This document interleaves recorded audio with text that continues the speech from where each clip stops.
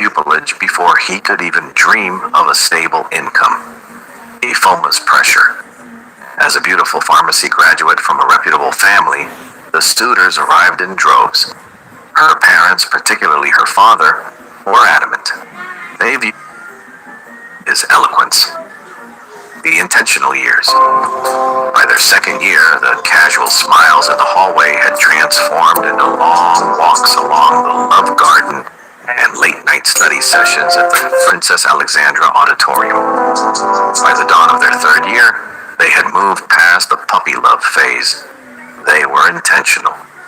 Sochukwu, despite his humble background being a self-sponsored student with no wealthy uncles to pave his way, promised Ifoma a future built on sheer grit. Ifoma, in turn, became his anchor, often sharing her pocket money or bringing him meals during the stressful periods of law school preparation. The breaking point. The final year brought a cold reality. The bubble of university life was about to burst, and the outside world was waiting with its demands. Sochukwu's struggle. As an orphan with no family backing, he knew his path was long. He had law school ahead, followed by years of undershagging, junior pupillage, before he could even dream of a stable income. Ifoma's pressure. As a beautiful pharmacy graduate from a reputable family, the suitors arrived in droves. Her parents, particularly her father, were adamant. They viewed Tochukwu as a starving artist of the legal world. They wanted her settled immediately with someone who could provide the security a pharmacist deserved. In a tearful conversation behind the Faculty of Pharmaceutical Sciences, they looked at the gap between their hearts and their realities. Chukwu, out of a painful, selfless love, told her, "Ifoma, I cannot ask you to wait 10 years for a man who is still looking for a ground to stand on. Your parents are right. You deserve a life that isn't a gamble." The divergent paths. Ifoma eventually succumbed to the relentless pressure. She married Henry, a brilliant medical doctor. Henry was the perfect choice on paper. He worked in his father's prestigious private hospital, drove a luxury car, and offered Ifoma a life of immediate comfort. But comfort is not the same as connection. Ifoma moved to a large house, practiced pharmacy, and lived the life of a socialite. Yet, every time she saw a man in a black suit and a white bib, her heart skipped a beat. She followed the news, searching for one name: the rise of the barrister. While Ifoma lived in a gilded cage, Tochukwu used his poverty as fuel. He didn't just survive, he thrived. Years of relentless work led him to Lagos, where he became a partner at Zenith Chambers. Zenith Chambers wasn't just any law firm. It was a den of determined and fearless young lawyers. Tochukwu became known as the Lion of the Bar, a man who took on impossible cases and won through sheer brilliance and an unbreakable spirit. He was now established, wealthy, and influential. The very man Ifoma's parents said he would never become. The silent reality. Today, Ifoma sits in her office looking out at the Lagos skyline. On her desk is a legal journal featuring a cover story on barrister Tochukwu, the man who just won a landmark case against a multinational corporation. Henry is a good man, a dedicated doctor, and a provider. But when Ifoma closes her eyes, she doesn't see the white coats of the hospital. She sees the dusty paths of Nsukka and the law student who once promised her the world and finally gained it, only to find she was no longer there to share it. She had the doctor the world told her she needed, but her soul still belonged to the barrister who had nothing but a dream. The path from the lecture halls of Nsukka to the prestigious mahogany desks of Zenith Chambers was paved with gravel and broken glass for Tochukwu. While his peers from wealthy backgrounds moved into comfortable pupillages with family cars and allowances, Tochukwu faced the brutal reality of a young lawyer with no godfather. The crucible, Tochukwu's ascent. Tochukwu's early years in Lagos were a masterclass in survival. He lived in a tiny, partitioned room in a crowded tenement, where the heat was stifling and the light of a single candle often served as his midnight oil. The physical toll: he would walk miles to the High Court in Igbosere to save transport fare, his black shoes worn thin at the soles, polished until they shone like mirrors to hide the cracks.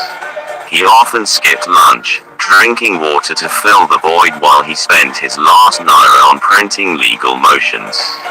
The professional grit: at Zenith Chambers, he was the first to arrive and the last to leave. He volunteered for the impossible cases, the ones senior partners avoided because they were too complex or lacked a high payoff. Tochukwu didn't care about the pay, he cared about the precedent. He spent nights in the law library, memorizing the nuances of the Evidence Act and finding loopholes that others missed.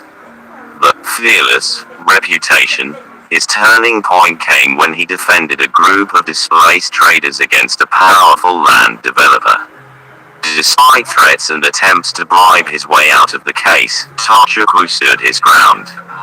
His closing arguments were so fiery and logically airtight that the presiding judge remarked he hadn't seen such legal audacity in decades. This ferocity earned him his partnership. He wasn't just a lawyer, he was a force of nature. The Gilded Cage: Afoma's emotional torture. While Tochukwu fought the world, Afoma fought her own mind. On the surface, she was the picture of success, the elegant wife of Dr. Henry, a man whose kindness was as consistent as it was suffocating. Henry provided everything: jewelry, a driver, and a position at the top of his father's hospital pharmacy. But to Afoma, his touch felt like static electricity, brief, jarring, and devoid of warmth. The secret archive of the soul. To maintain her sanity, Afoma began keeping a midnight diary. It was a leather-bound book hidden behind a row of medical encyclopedias. This diary was the only place she was truly alive. In those pages, she lived a parallel life. She wrote extensively about the what-if dates. She would detail imaginary evenings in Lagos where she and Tochukwu, now successful, sat by the lagoon, discussing law and life over spicy suya and cold drinks. The romantic haunting: she recorded dreams so vivid they felt like memories. Dreams of Tochukwu's deep, resonant voice whispering her name, and the way his calloused hands used to hold her face with a reverence Henry could never replicate. The intimacy of the mind: Afoma wrote about the physical longing that consumed her. In her dreams, their lovemaking wasn't just a duty, as it often felt with Henry, but a fierce, spiritual reunion. She described the heat of his skin and the way their rhythms matched perfectly, a stark contrast to the polite, clinical marriage she resided in. The growing chasm: every time Afoma closed her diary, the distance between her and Henry grew. She became a ghost in her own home. Emotional withdrawal: when Henry spoke of hospital expansions or social galas, Afoma would offer a practiced, plastic smile while her mind drifted back to her GST lecture hall in Nsukka. The physical wall: she began staying late at the pharmacy or feigning headaches to avoid intimacy, terrified that if Henry touched her, he would feel the Tochukwu she was hiding just beneath her skin. Henry, a man trained to diagnose physical ailments, was blind to the terminal heartbreak of his wife. He saw a quiet woman. He didn't realize he was living with a woman whose heart was miles away, locked in a law firm in Lagos, held captive by a man who had finally become everything she ever wanted, but too late. We used to have something. I don't remember it. Do you need assistance? She's gone.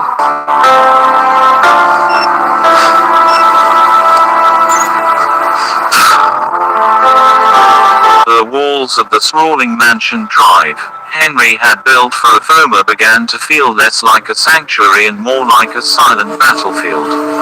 For Henry, a man who navigated the complexities of human anatomy with surgical precision, the mystery of his wife's heart was a diagnosis he couldn't reach. The bedroom of glass. The most agonizing part of Henry's frustration was the physical wall Afoma had constructed. It wasn't a sudden collapse of their intimacy, but a slow, agonizing erosion. Every night followed a predictable, heartbreaking script. Henry would approach her with the tenderness of a husband seeking connection, only to be met with a repertoire of excuses that became a painful routine. The pharmacist's fatigue, she would claim the stress of the hospital pharmacy had drained her voice flat and rehearsed. The physical shield, she began wearing elaborate, heavy sleepwear, layers of silk and cotton that acted as a psychological barrier, signaling her unavailability before a word was even spoken. The feigned sleep. Often, Henry would enter the room to find her turned away, her breathing regulated and shallow, pretending to be lost in a sleep that he knew was a lie. Henry's frustration wasn't merely sexual, it was the sting of rejection. He felt like a stranger in his own bed, a provider who was allowed to give her the world but forbidden from touching her soul. He began to question himself, wondering if his touch had become repulsive or if he had failed her in a way he couldn't see. The social eclipse. Afoma's withdrawal extended far beyond the bedroom. The vibrant woman who once walked the halls of UNN with grace had vanished, replaced by a ghost who haunted the corners of her own life. The death of the socialite. Dr. Henry's position required a certain level of social visibility. There were medical galas, alumni dinners, and charity auctions. Initially, Afoma accompanied him as the trophy wife, but soon, the excuses migrated to their social life.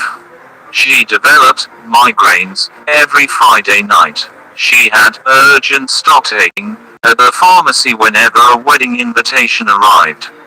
Eventually, she stopped making excuses altogether, simply stating, "I'm staying in." The professional decline. Even at the hospital pharmacy, the change was jarring. Her colleagues, who once admired her sharp wit and meticulous nature, noticed the 1,000-yard stare. She ate lunch alone in her office, the door locked. She stopped participating in the light-hearted gossip of the break room. Her laughter, once melodic and frequent, had become a rare, mechanical sound that never reached her eyes. The now between work and her bedroom. She cut weeks. Her world shrunk to the size of her leather-bound diary and the memories of a man who lived across the bridge in Lagos. Henry's frustration reached a boiling point when he realized that Afoma wasn't just tired, she was absent. He would sit in their expansive living room, watching her stare out the window at nothing for hours. "Afoma, you are here, but you are not here !" He shouted in a fit of rare, desperate anger. She had with a look of such profound, hollow sadness that it chilled his blood. He was a doctor, and he knew a dying patient when he saw one. What he didn't realize was that Afoma wasn't physically ill, she was a woman living in a beautiful house, married to a yet she was starving for the determined and fierce love of a man who didn't need father's hospital to prove his worth. Her isolation was her only way to keep the memory of Tochukwu untainted by the reality of her marriage. Every social outing avoided was a gift to the ghost's first love. Every night spent alone was a page added to the secret history of the life she truly wanted.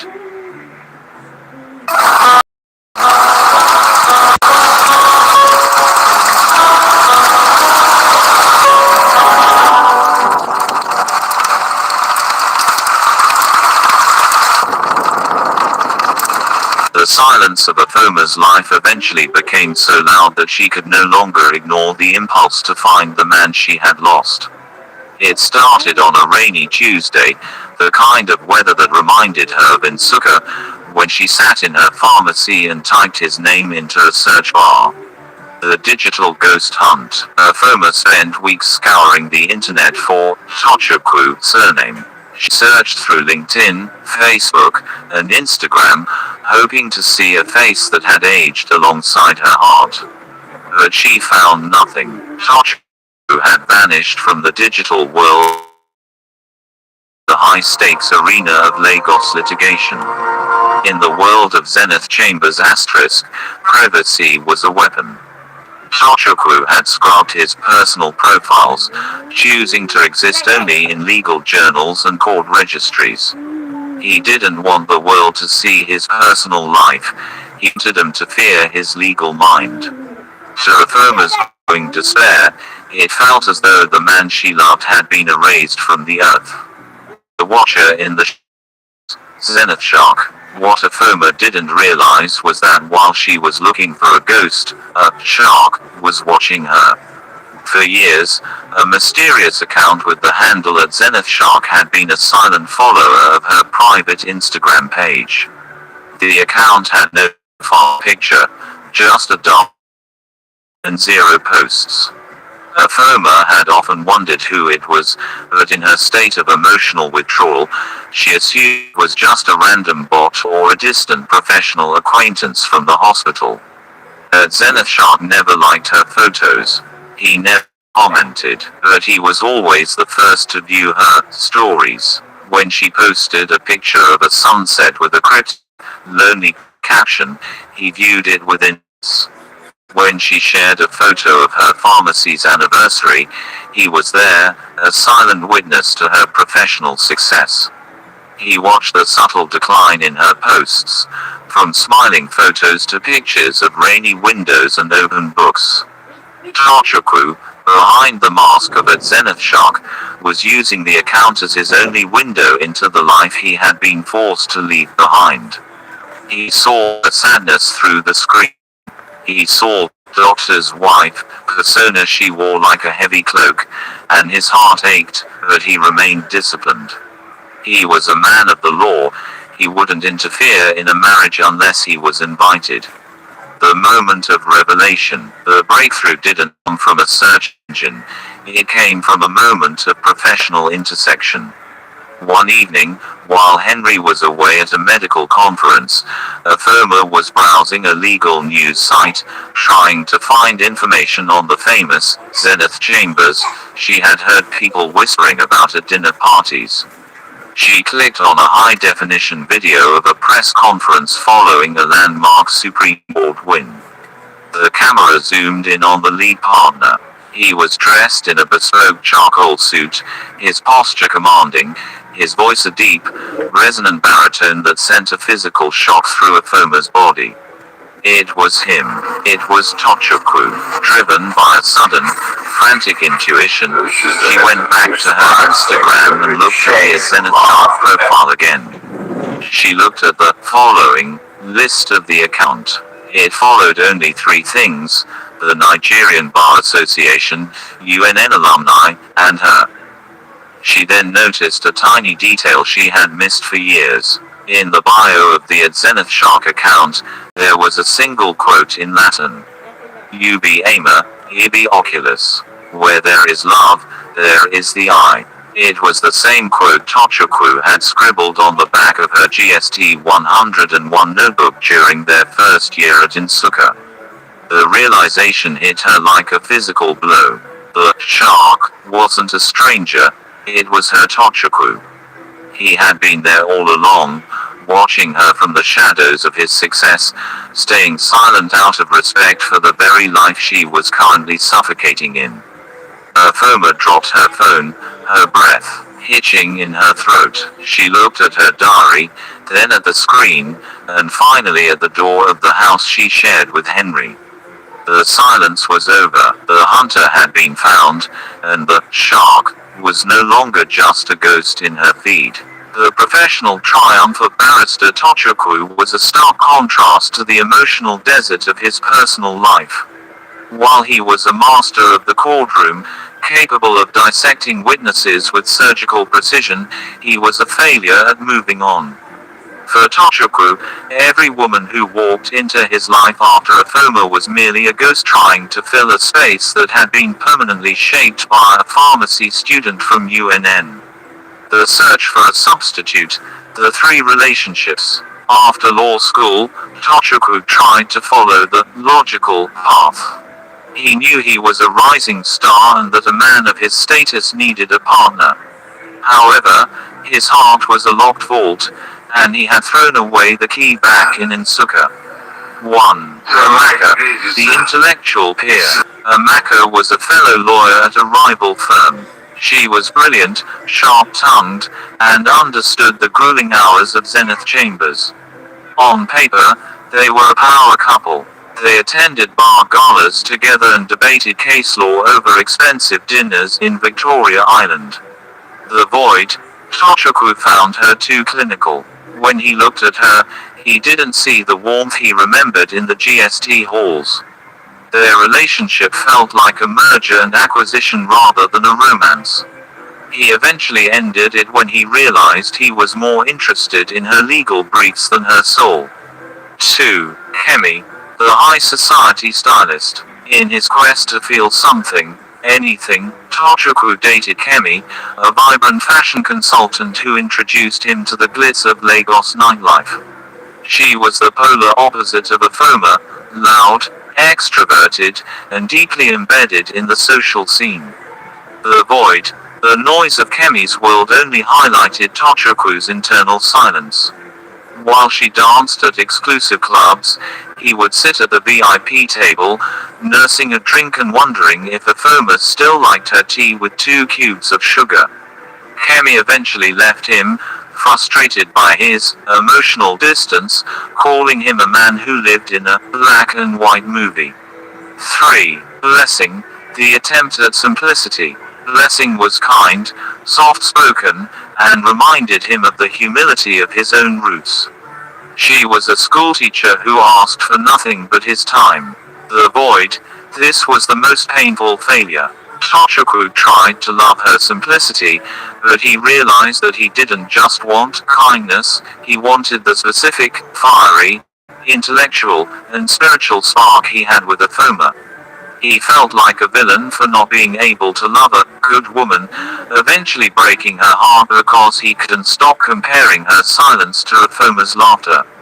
The moments of weakness, the temptation to reach out. Whenever these relationships crumbled, Tochukwu would retreat to his penthouse office at Zenith Chambers. In the dead of night, with the Lagos skyline shimmering outside, the weight of his success felt like lead because he had no one to share it with. The digital precipice. On 2 specific occasions, the chaos of his lonely life almost broke his resolve. 1. The night of the partnership. After he was named a partner, the pinnacle of his career, he sat with his phone in hand. He had found Afoma's Instagram profile. He typed out a message, "I made it, Afoma. I have the house, the name, and the security. Is it too late?" His thumb hovered over the send button for an hour before the fearless lawyer succumbed to fear. He deleted the text, realizing she was a married woman and he had no right to wreck her peace. 2. The anniversary of the breakup. On the date they had officially ended things at UNN, Tochukwu got uncharacteristically drunk on expensive scotch. He logged into at Zenith Shark and opened her latest photo, a picture of her looking pale and tired at the pharmacy. He almost called her, his heart screaming that she looked as miserable as he felt. The inner conflict. Tochukwu's struggle was the success paradox. He had worked so hard to become the man Afoma's parents wanted, only to realize that in the process of becoming that man, he had lost the very woman he was doing it for. Every date was an interview she was failing. Every intimate moment with another woman felt like a betrayal of a ghost. He remained Zenith Shark, a predator in the courtroom, but a silent, pining observer in the digital world, waiting for a sign that the doctor's wife was still the girl who once shared her lunch with a poor law student. The moment Afoma realized that the mysterious Zenith Shark was Tochukwu, the dams she had built around her heart for years finally burst. The silence of her bedroom, usually filled only with the rhythmic breathing of a husband she felt no spark for, was suddenly electric. Her fingers trembled as she stared at the message button. This wasn't just a DM. It was a breach of the life she had meticulously constructed.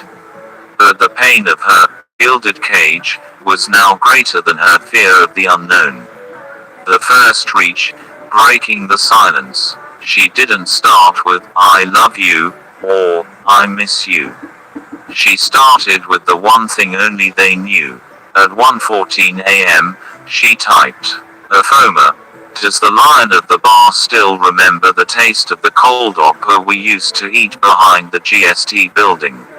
She didn't expect an answer. She assumed a partner at Zenith Chambers would be too busy, or perhaps he had finally moved on. But the scene icon appeared almost instantly. Two gray bubbles danced on the screen, mocking her heartbeat.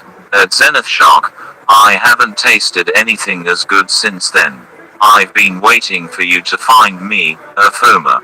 The digital confession. What began as a tentative greeting turned into an all-night outpouring of years of suppressed grief and longing.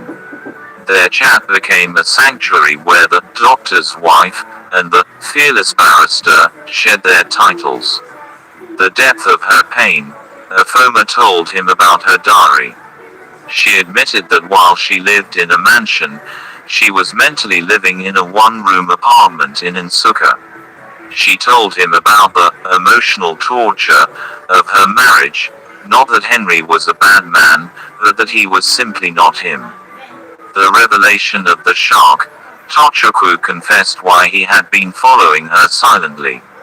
He told her about the 3 women he tried to date and how each one was a failed attempt to find her spirit in someone else's body. "I became a shark in the courtroom so I could build the world I promised you," he typed.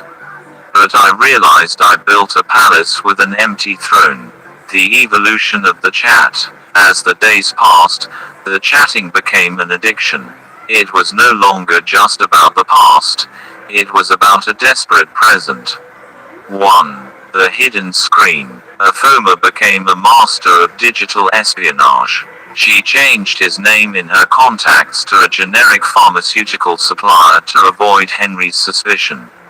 She would chat with him while sitting across from Henry at dinner, her face illuminated by the glow of her phone, a secret smile playing on her lips that Henry mistakenly attributed to work success. 2. The shared dreams. They began to exchange what-if scenarios. Tochukwu would describe his penthouse in Lagos and where her piano would sit. Afoma would send him snippets from her diary, the raw, unfiltered descriptions of her dreams about him. "Afoma, I dreamed of us last night. We weren't in Lagos or in Suka. We were just together. No titles, no suitors, no parents. Just you and me." Tochukwu, "In my world, that isn't a dream. It's a goal. I've won every case I've ever taken, Afoma. I don't plan on losing this one." 3. The growing distance from Henry. The more she chatted with Tochukwu, the more repulsive her reality became. Every "good night, honey" from Henry felt like a lie. The chat was her oxygen, her marriage was the carbon monoxide slowly stifling her. She stopped writing in her physical diary because the chat was her living diary now. The dangerous threshold. The tone of their messages eventually shifted from nostalgic to urgent. The Zenith Shock was no longer content with just watching. Tochukwu, "I see you in your photos, Afoma. I see the light that has gone out of your eyes. He provides for you, but he doesn't see you. I have the resources now. I have the name. I am no longer that boy who had nothing to offer." Afoma stared at the screen, tears blurring the text. She was a pharmacist, a wife, and a woman of reputation, but in the blue light of the chat, she was just a girl from UNN who wanted to go home. The chat had bridged the gap between Lagos and her heart, and for the first time in years, she felt the terrifying, beautiful possibility of an escape. You're throwing everything away. This separation brings shame to our house. Is this truly what you both want?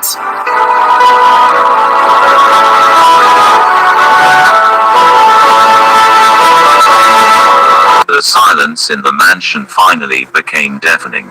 Dr. Henry, a man trained to listen to the subtle murmurs of a failing heart, could no longer ignore the terminal state of his own marriage.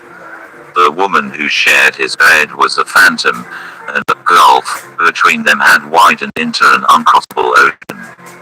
Henry's breaking point, Henry's frustration turned into a cold, hard clarity.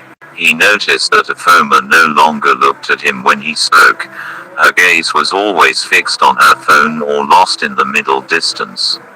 The final straw came when he surprised her with an anniversary trip to the Maldives, and she responded not with joy, but with a look of trapped panic. He realized he wasn't competing with another man in the room, he was competing with a ghost that lived in her mind. "I have given you a life most women dream of," Henry shouted during their final confrontation. "But you treat this home like a prison and me like the warden. I am a husband, Afoma, not a spectator in your life." The intervention of the elders, driven by a mix of heartbreak and wounded pride, Henry took the matter to Afoma's parents. In a traditional setting, a husband complaining to his in-laws is a grave signal that the foundation is crumbling. The parents' plea, her father, who had once championed Henry as the secure choice, was distraught. They called a family meeting, pleading with Afoma to regain her senses. They reminded her of the prestige of the marriage and the shame of a broken home. Afoma's defiance, for the first time in her life, the soft-spoken pharmacist stood her ground. She didn't shout, she simply spoke with the weary honesty of someone who had been holding their breath for years. "You chose a husband for me based on his father's hospital," she told them. "But you forgot that I am the one who has to live in the silence of his house. My soul is not here. It hasn't been for a long time." The finality of the gavel, when it became clear that Afoma would not, or could not, change, Henry made the hardest decision of his life. He filed for divorce. He was a man of dignity, and he refused to be a placeholder in his own home.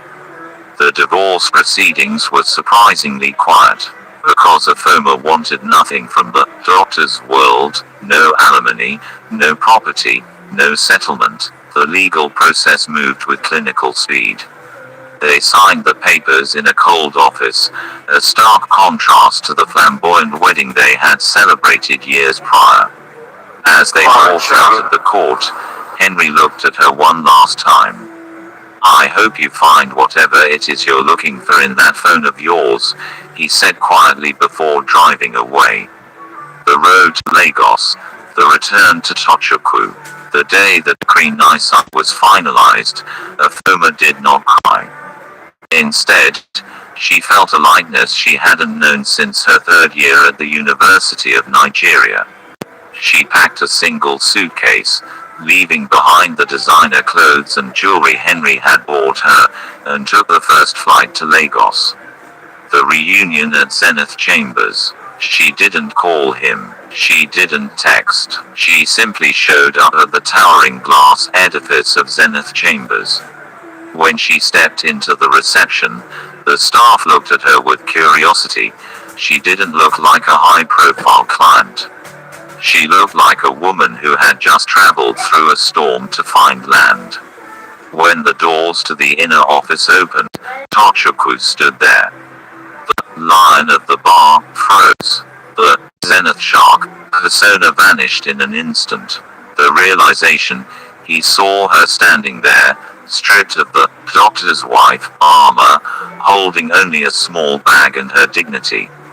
He saw the woman he had watched through a screen for years, finally standing in his reality.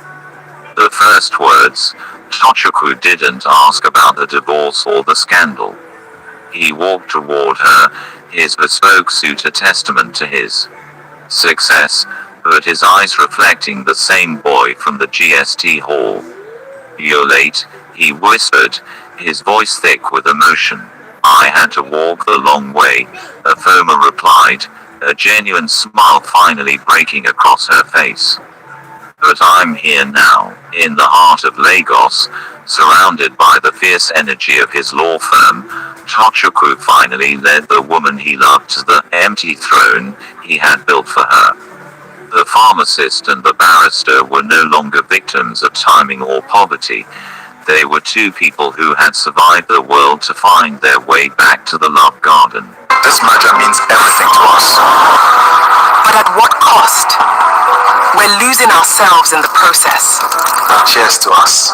Congratulations, we are so happy for you. We wish you the best. The reunion at Zenith Chambers was not just the end of a long separation, it was the beginning of a deliberate, high-intensity courtship. Tochukwu, now a man of immense means and influence, was determined to give Afoma the life they had only dreamed of while sharing Nsukka's garden egg and groundnuts. The slow burn, reigniting the flame. Despite the years of longing, they didn't rush into the physical. They spent the first few weeks relearning each other. Tochukwu realized that Afoma was no longer just the shy pharmacy student. She was a woman who had survived emotional warfare. Afoma realized that Tochukwu's Zenith Shark persona was a shield he wore for the world, but with her, he was still the boy who quoted Latin poetry. Late night debates, they spent hours in his Ikoyi penthouse, recreating their GST debates. He would argue constitutional law while she explained the chemistry of the brain's dopamine during love. Healing through presence, often, they would simply sit in silence, holding hands, a luxury they hadn't had for nearly a decade. For Afoma, the silence was no longer a prison, it was a sanctuary. The dates, from Nsukka dreams to Lagos reality, Tochukwu used his success to curate experiences that signaled a new era. He wanted to erase the memory of her clinical, forced marriage with Henry. The private beach escape, Tochukwu rented a private stretch of beach in Alashe. Away from the prying eyes of Lagos high society, they walked barefoot in the sand. There were no suitors, no parents, and no medical conferences, just the sound of the Atlantic and the man she had always wanted. Nostalgic luxury. One evening, Tochukwu surprised her by flying in a famous chef from Enugu to prepare a gourmet version of the local deli. They sat on his terrace, overlooking the Five Cowries Creek, eating abacha and ugba paired with vintage champagne. The art of courtship. He took her to private art galleries and jazz clubs where the music was as deep as their history. In these outings, Afoma blossomed. The ghost vanished, replaced by a woman whose laughter finally reached her eyes. The romance and intimacy. Their romance was characterized by fearless intensity. Tochukwu was intentional about every gesture. He didn't just buy her gifts, he bought her freedom. He helped her set up a state-of-the-art independent pharmacy in a highbrow area of Lagos, ensuring she was never again dependent on a man's family business. The lovemaking of souls. When they finally moved into physical intimacy, it was nothing like the mechanical duty she had felt with Henry. It was a spiritual homecoming. In the quiet of the night, with the Lagos city lights shimmering through the floor-to-ceiling windows, the union was a celebration of survival. It was fierce, tender, and underscored by the knowledge of how close they had come to losing each other forever. The marriage plans, a new covenant. Unlike her first marriage, which was a transaction of social status, Their marriage plans were built on a foundation of mutual respect and long overdue justice. The defiant traditional wedding, they decided to return to their village for the traditional rites. Tochukwu, now a billionaire barrister, arrived with a convoy that silenced every critic. Afoma's father, seeing the man Tochukwu had become, tried to apologize, but Tochukwu simply held his hand and said, "I didn't come to prove you wrong, I came to show you that Afoma was right to believe in me." The Zenith celebration. The white wedding was planned for the Echo Hotel's grand ballroom. It wasn't just a wedding, it was the talk of the Nigerian legal and medical communities. Tochukwu's partners at Zenith Chambers stood as his groomsmen, a phalanx of fearless men honoring their leader's greatest victory, the future. They planned a honeymoon in Santorini, Greece, but the real plan was their life in Lagos. They designed a home that included a massive library for him and a laboratory for her. The diary's final page. Afoma took her old leather-bound diary, the one she had used to hide her dreams of Tochukwu while married to Henry, and brought it to him. On the very last page, she wrote, "The dream has ended because the reality has finally begun." They burned the diary together in a small fire on his balcony, letting the smoke of past sorrows carry away the last of the ghosts. They were no longer the law student and the pharmacy student with nothing. They were the power couple of Lagos, two souls who had proven that in the court of love, persistence always wins the case. Prosperity and endless love. We raise our glasses to the happy couple. May your journey be filled with joy, prosperity, and endless love.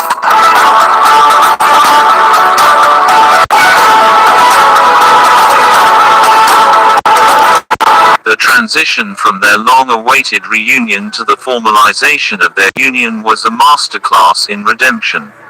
For Tochukwu, returning to Afoma's family home was not just about fulfilling tradition, it was about reclaiming the dignity that poverty had once denied him. The return of the lion, meeting the parents.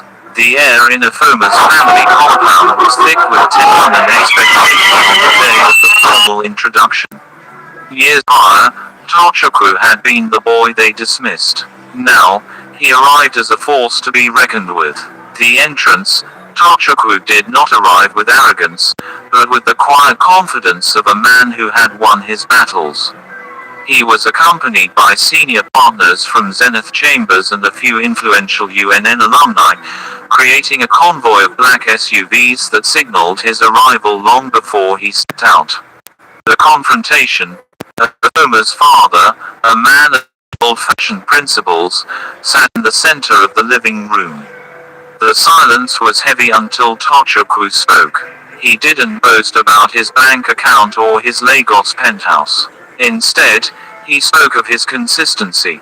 "I stand before you not as the student who had nothing, but as the man who never stopped building a world worthy of your daughter. I am here to claim the woman who has always been mine in spirit." The acceptance, seeing the light in Afoma's eyes, a light that had been extinguished during her years with Henry, her parents realized that the right choice had been with a mix of apology and newfound respect, they gave their blessing. The traditional rites, Igba Nkwu. The traditional wedding in the village was a vibrant explosion of Igbo culture. Tochukwu was determined to satisfy every requirement of the Imigo bride, wealth and more.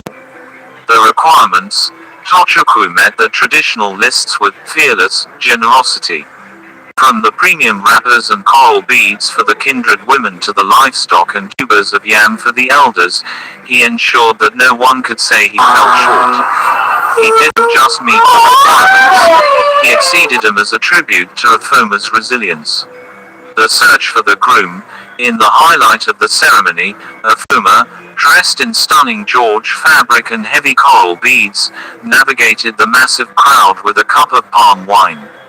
When she finally found Tochukwu, she knelt and handed him the cup. He drank it all in one go, stood her up, and tucked a bundle of wine, making notes in her hand. Declaration that she would never know lack again. The lavish white wedding, the zenith above. The white wedding in Lagos was a spectacle of luxury that bridged the worlds of law and medicine. Held at the grand ballroom of a five-star hotel, Prosperity it was and designed to endless be love. the wedding of the decade. We raise our glasses to the happy atmosphere, couple. the hall May your was journey be filled with transformed joy, into imperial garden, prosperity, echoing and the endless love love. garden of UNN but with a sophisticated twist. Thousands of white orchids hung from the ceiling, and the floor was a custom-made glass runway. The ceremony, the vows, when they stood at the altar, the room went silent. Tochukwu, the man known for his determined, fearless, legal arguments, found his voice breaking. He vowed to protect her heart with the same ferocity he used to defend the law. Afirma's vows were a testament to waiting, a poetic tribute to the long way they had both traveled. The appearance, Afirma was breathtaking in a bespoke lace gown with a cathedral-length veil. Tochukwu looked every bit the Zenith Shark, in a midnight blue tuxedo, though his sharp features softened every time he looked at his bride. The reception, the party was an unapologetic celebration of success and love. The guest list, the who's who, of the Nigerian legal world attended. Senior advocates of Nigeria (SAN) rubbed shoulders with top pharmaceutical executives. The money rain, in true Lagos fashion, the dance floor became a sea of currency as friends and colleagues sprayed the couple. It was a symbolic reversal of Tochukwu's university days when he struggled to afford textbooks. The grand finale, as the night ended, the couple walked out under a canopy of sparklers. They weren't just leaving a party, they were stepping into the life they had dreamed of since that first GST lecture.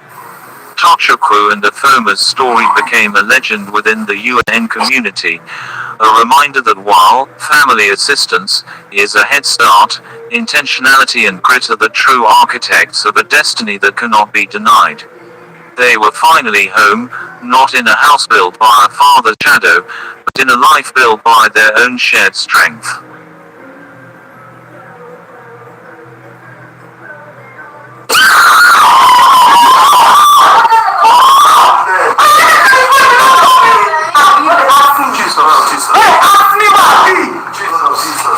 Wow. So, is it a place? Yes, this is the place. Oh, okay. This was somewhere inside? Oh, okay.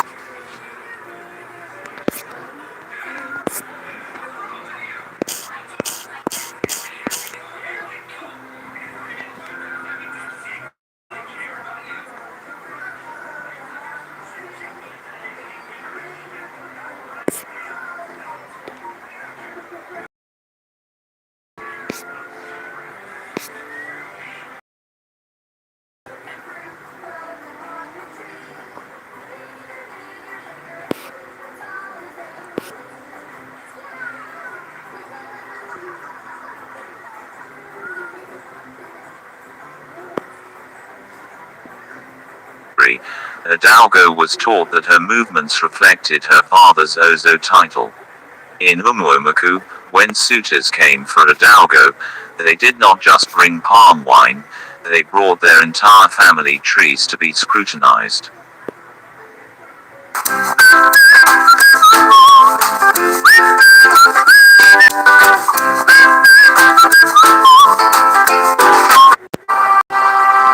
As one of my daughters, Alhaji, today, as one of my daughters, Amina is completely breathtaking in her Isiagu, a beautiful celebration of culture and style.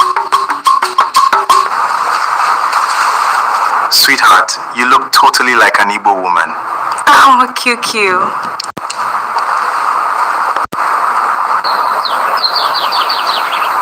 Alhaji,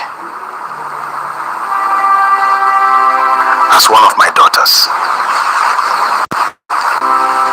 Sweetheart, you look totally like an Igbo woman. Yes, by marriage, I am an Igbo woman.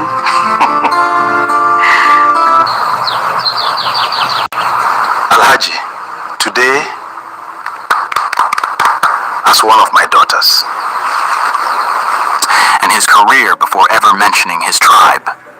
Obinna did the same with his mother, speaking of Amina's medical brilliance and her gentle nature long before introducing her background. 2. Shielding each other. They made a pact. Obinna would handle the friction from his family, and Amina would handle hers. If Obinna's aunt made a thoughtless comment about Northerners, Obinna stopped it immediately. Amina never had to fight that battle. If Amina's cousins expressed skepticism about a Southern businessman, Amina shut it down. By taking responsibility for their respective families, they prevented resentment from taking root between themselves. 3. The power of presence. They understood that prejudice dies when proximity begins. Obinna traveled to Kaduna not as a suitor demanding a bride, but as a respectful young man seeking to understand a culture. He dressed in the tailored Baban Riga, spoke the few words of Hausa Amina had taught him, and showed genuine interest in the history of her family. Amina, in turn, spent time with Obinna's mother when she visited Lagos, cooking meals that blended flavors and showing the ultimate respect that Igbo mothers cherish. The unified front months of deep, sometimes exhausting conversations transformed their vulnerabilities into their greatest strength. They realized that their differences didn't make them incompatible. They made them complete. They had built a fortress out of communication. By the time they stood before their families to ask for their blessings, they weren't two naive lovers hoping for the best. They were a unified team, thoroughly prepared, deeply respectful, and entirely unshakable. God bless your union with peace and unspoken joy. May your home be filled with love and understanding forever. Amen. Obinna, I know you are not a Muslim, but take this Quran and prayer beads. Obinna, use them anytime you face any serious problem, anywhere at all. God will answer you. Non aggiungere il colesterolo ai tuoi pensieri, aggiungi il cardioritmon colesterolo e risultati che fanno la differenza. Finalmente è arrivato il momento preferito della giornata, ovvero togliere tutto questo trucco. Acqua micellare purificante.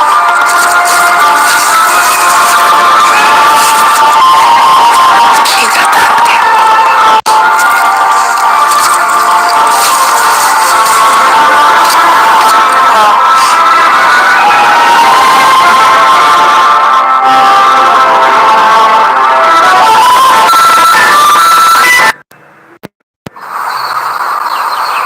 May Almighty Allah bless your union with peace and prosperity.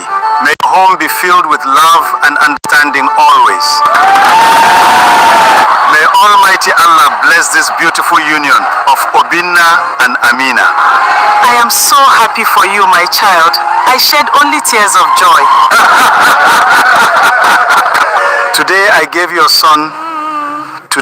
your son my daughter. Please be her father and take care of her. Alhaji, today I promise to take Amina as one of my daughters.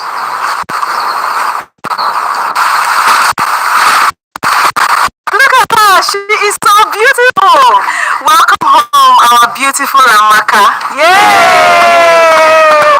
Today, Amina is one of us. First as my daughter. Today Amina is one of us. First as my daughter, and secondly as Obinna's wife. Please accord her every respect and love. Obinna, any day Amina, my daughter here, is being mistreated, you have me to contend with, seriously. Amina, my daughter, I plead with you to confide in me or my wife about anything that bothers you. Alhaji, as one of my daughters. Alhaji, today, as one of my daughters. Today, Amina is one of us. First as my daughter, and secondly as Obinna's wife. Please accord her every respect and love. Obinna, any day Amina, my daughter here, is being mistreated, you have me to contend with, seriously. Amina, my daughter, I plead with you to confide in me or my wife about anything that bothers you. Alhaji, as one of my daughters. Alhaji, today, as one of my daughters. For Obinna and Amina, love was the easy part. They spent months having what they called the hard conversations. They were a unified team, deeply respectful. Please subscribe to our YouTube channel, Total Entertainment Channel. We love you. Everything looks great today. I feel much better. I followed your advice.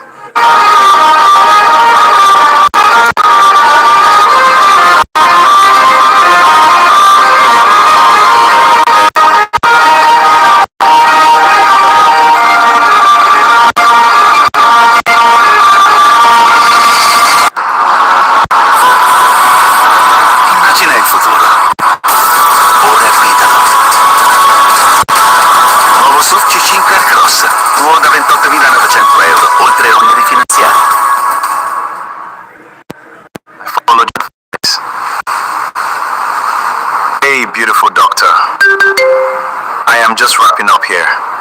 Can't wait to see you. For Obinna and Amina, love was the easy part. They needed a blueprint to bridge religion and tribe. Through hard conversations, they built a shared future. They became a unified... Everything looks great today. I feel much better. I followed your advice. Amina, we cannot ignore the expectations of our families. And I do not want to abandon my faith. It is who I am. Hey, beautiful doctor. I am just wrapping up here. Can't wait to see you. Please, can you be the mother of my unborn children? Yes, I want to be the mother of your children. For Obinna and Amina, love was the easy part. They spent months having what they called the hard conversations. They were a unified team, deeply respectful. Please subscribe to Total Entertainment Channel. We love you. We love you. Everything looks great today. I feel much better. I followed your advice. Hey, beautiful doctor. I am just wrapping up here. Can't wait to see you. For Obinna and Amina, love was the easy part. They needed a blueprint to bridge religion and tribe. Through hard conversations, they built a shared future. They became a unified... Everything looks great today. I feel much better. I followed your advice. Amina, we cannot ignore the expectations of our families. And I do not want to abandon my faith. It is who I am. Hey, beautiful doctor. I am just wrapping up here. Can't wait to see you. Please, can you be the mother of my unborn children? Yes, I want to be the mother of your children. For Obinna and Amina, love was the easy part. They spent months having what they called the hard conversations. They were a unified team, deeply respectful. Please subscribe to Total Entertainment Channel. We love you. We love you. The transition from a whirlwind romance to a lifelong commitment requires more than just chemistry. It requires a blueprint. For Obinna and Amina, love was the easy part. The real work lay in dismantling the invisible, keeping entrenched borders of religion, tribe, and culture that define the Nigerian social landscape. They knew that in Nigeria,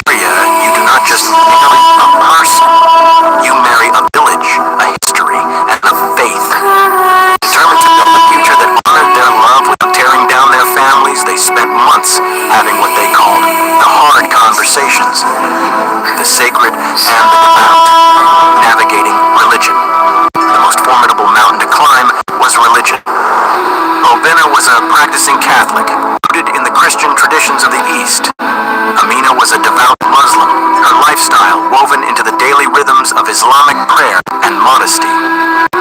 In a quiet apartment in Ikoyi, away from the noise of Lagos traffic, they laid their cards on the table. Amina, Obina began, his voice steady but soft. I love your faith. I love the peace it gives you. But I also know what Islamic tradition says about a Muslim woman marrying outside her faith, and I know the expectations of my own church. We can't ignore this. Amina nodded, staring at the tea. My family will be heartbroken if they think I am abandoning my faith, Obina, and I don't want to abandon it. Their union was viewed not as a fairy tale, but as a beautifully wrapped ticking time bomb. Yet, they chose to let their life serve as the ultimate counter-argument. Proving Lagos love is a vibe, Obina. But family politics? I love you, Michael. Nkem, you are my peace. Diplomacy is key. Build your own independence first. Oh my God! Did you guys see Obina and Amina's post? Wow, that is amazing news. I'm so happy. Well, I definitely did not see that coming. We bless you in the name of the Father. May Allah bless and keep you, little one. May God bless this child and protect her always. May Allah guide and bless you, Chisom Aisha. We are so happy for you. Oh my God, Amina! Wow, congratulations, Obina. The announcement of Obina and Amina's engagement didn't just raise eyebrows, it set off a quiet alarm across two distinct social ecosystems. In a society where tribal and religious lines are often carved in stone, their union was viewed by many not as a fairy tale, but as a beautifully wrapped, ticking time bomb. Yet, human beings have a habit of underestimate the power of a deliberate, well-considered love. The chorus of skeptics, the doubts didn't always come from a place of malice. Often, they came from fear disguised as wisdom. Cynics from both the bustling boardrooms of Marina and the serene estates of Kaduna predicted a swift collision with reality. The cynical perspectives. The Lagos romance theory. Peer investment bankers told Obina that a relationship built in the bubble of high-end Ikoyi restaurants would deflate the moment the mundane realities of marriage set in. Lagos love is a vibe, Obina, a colleague warned over drinks. But family politics? That's a corporate merger with hostile board members. The cultural doomsayers. In extended family WhatsApp groups, whispers swirled. Obina's relatives wondered how an Igbo man could lead a home where his wife didn't share his ancestral tongue or culinary traditions. The religious traditionalists within Amina's community, some viewed her choice as a dangerous compromise. They argued that the foundational differences in their worldviews would inevitably fracture when children arrived. They're speaking different languages, serving different gods, and running on different clocks, one elderly aunt remarked. Water and oil can circulate in the same engine, but they will never mix.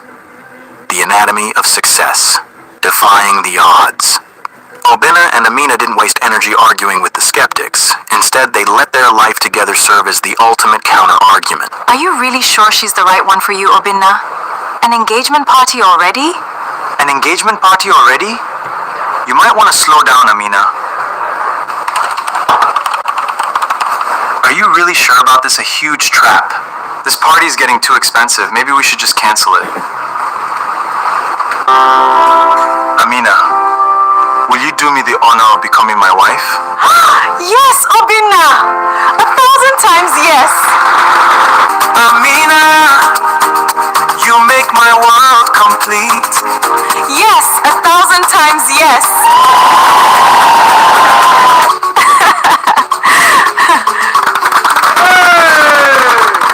Thank you for accepting our son. You are now one of us.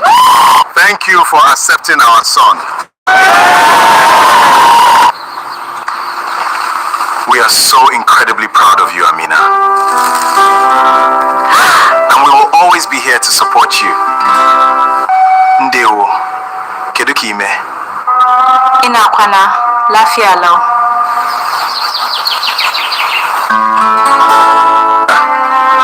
Anyị ga-arụkọ ọrụ ọnụ. Za mu yi aiki tare. We build together. Anyị ga-arụkọ ọrụ ọnụ. Za mu yi aiki tare. Fracture when children arrived. They're speaking different languages, serving different gods, and running on different clocks, one elderly aunt remarked. Water and oil can circulate in the same engine, but they will never mix. The anatomy of success, defying the odds. Obinna and Amina didn't waste energy arguing with the skeptics. Instead, they let their life together serve as the ultimate counter-argument. They didn't just succeed by surviving, they succeeded by thriving. Obinna's career soared as he made managing partner at his firm, his focus anchored by the peace he found at home. Amina completed her residency and co-founded a maternal health nonprofit, backed fully by Obinna's financial acumen and emotional support. Skeptics' prediction versus the reality. Skeptics, cultural friction. The reality, cultural synergy. Skeptics, religious clash. The reality, radical mutual respect. Skeptics, isolation. The reality, a blended community. How they silenced the noise. The fusion household. Their home became a masterpiece of cultural synthesis. Guests were treated to menus where Mian Kuka sat comfortably beside Ofe Ogbono. They spoke a beautiful, hybridized language of love peppered with both Igbo and Hausa terms of endearment. Our story was just the beginning. It sparked a beautiful melody of love, bringing so many other hearts together.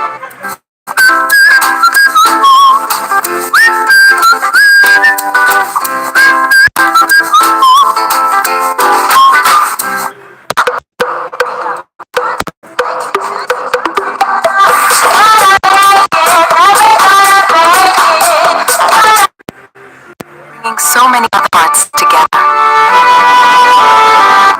When we listen, we heal.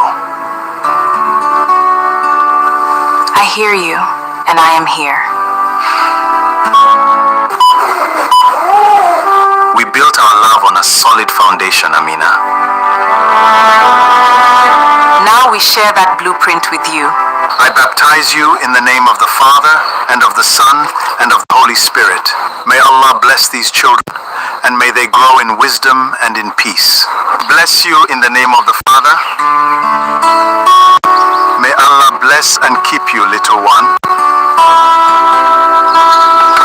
May God bless this child and protect her always. May Allah guide and bless you, Chisom Aisha. We are so happy for you. Oh my God! A battleground. Her naming ceremony was a bridge. She was blessed by a Catholic priest in the morning and given her Muslim prayers by her maternal grandfather in the afternoon. The sight of Amina's father in his flowing white riga laughing warmly with Obinna's mother in her traditional Igbo George fabric effectively silenced the remaining doubters. The ripple effect. Opening doors for the next generation. The most profound outcome of Obinna and Amina's journey wasn't just their personal happiness. It was the quiet revolution they sparked among younger Nigerians who were watching from the sidelines. In Nigeria, the pressure to conform to tribal and religious expectations leaves many young people paralyzed, abandoning genuine love affairs out of fear of family ostracization. Obinna and Amina became the living proof that a different path was possible. The Room 402 legacy. As their story spread through word of mouth, social media, and mutual friendships, their living room in Lagos inadvertently became a sanctuary for young cross-cultural couples seeking counsel. Dismantling the fear. They didn't preach rebellion. They modeled diplomacy. They showed younger cousins and colleagues how to speak to strict parents, how to compromise without losing one's identity, and how to build financial and emotional independence before taking the lead. We understand the challenges you are facing. Alem. But love can overcome these barriers. Let us work through them together. We must learn to bridge our differences. Love is about understanding. Love is about understanding, not just tolerance.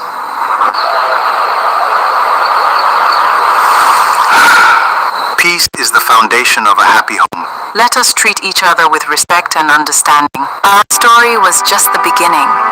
It sparked a beautiful melody of love, bringing so many other hearts together. Anyị ga-arụkọ ọrụ ọnụ. Zamu yi aiki tare. We build together. Ndewo. Kedu ka ime? Ina kwana, lafiya lau.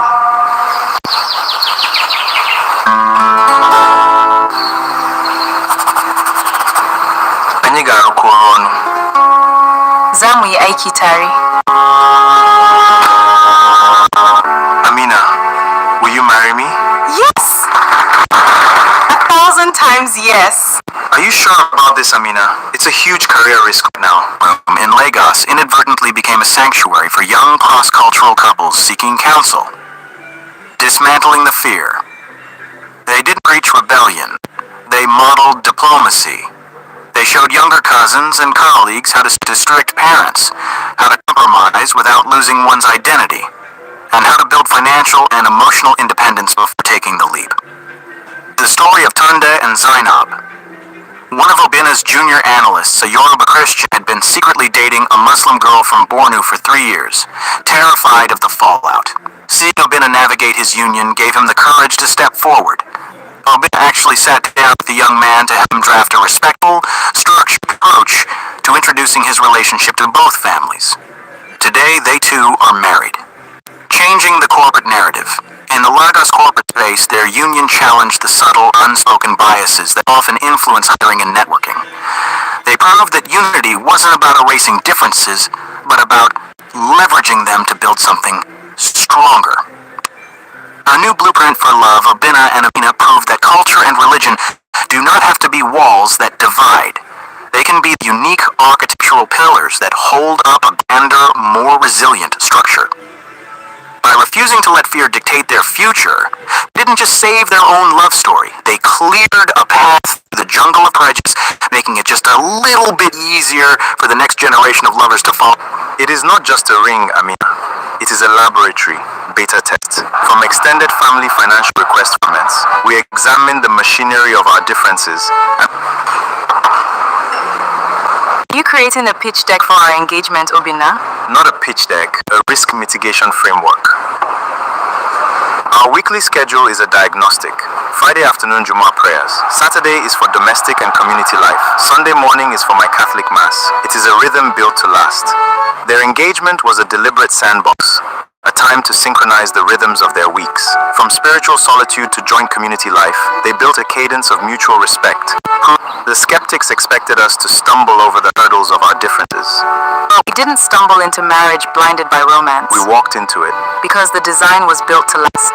By putting ourselves in positions where we felt culturally vulnerable before the wedding, we stripped away the shock value. We learned each other's social survival. We oiled the gears before the machinery was put under real pressure. My uncle called about a community dispute. Where is the documentation or return on investment? In Igbo culture, this is social capital. We didn't argue. We engineered a solution. We built a... The skeptics expected us to stumble over the hurdles of our differences.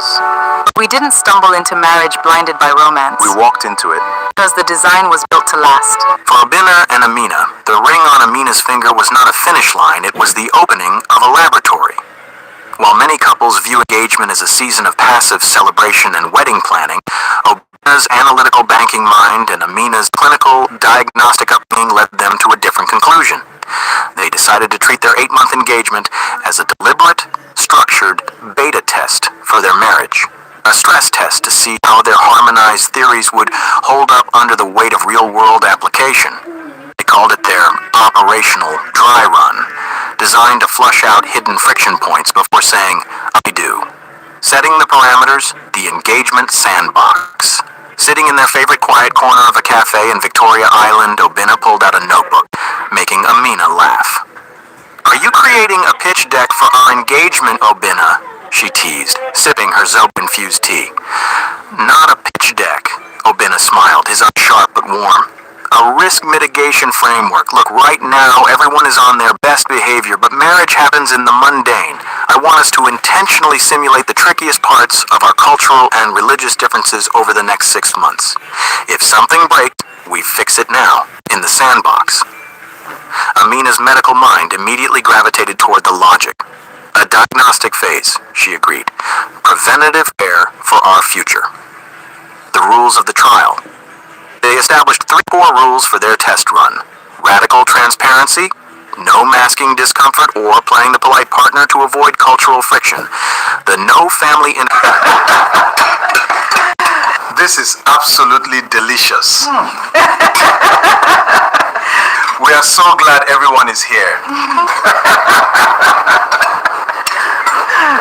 Please, try this.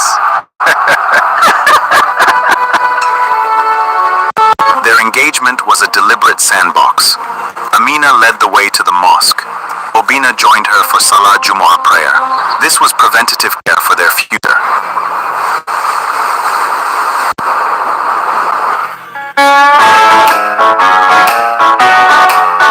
Lo stomaco non vede il cibo come lo vedi tu. In caso di difficoltà digestive, iperacidità e nausea gravidica, puoi provare Biochetasi, pronto ad aiutarti quando serve. Se la tua pelle tira, la tua barriera cutanea è danneggiata, riparala con CeraVe Schiuma Detergente. 12 ore di pelle effetto matte e barriera cutanea più forte dal giorno 1. CeraVe, brand sviluppato con Dermatology.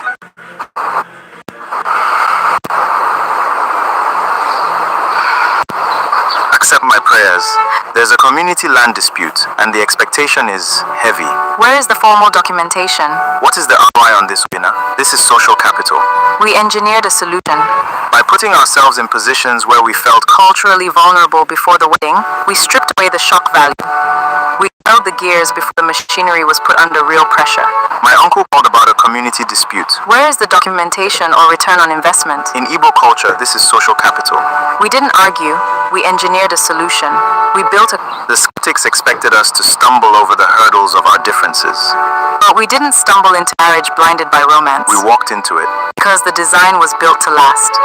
No masking discomfort or playing the polite partner to avoid cultural friction.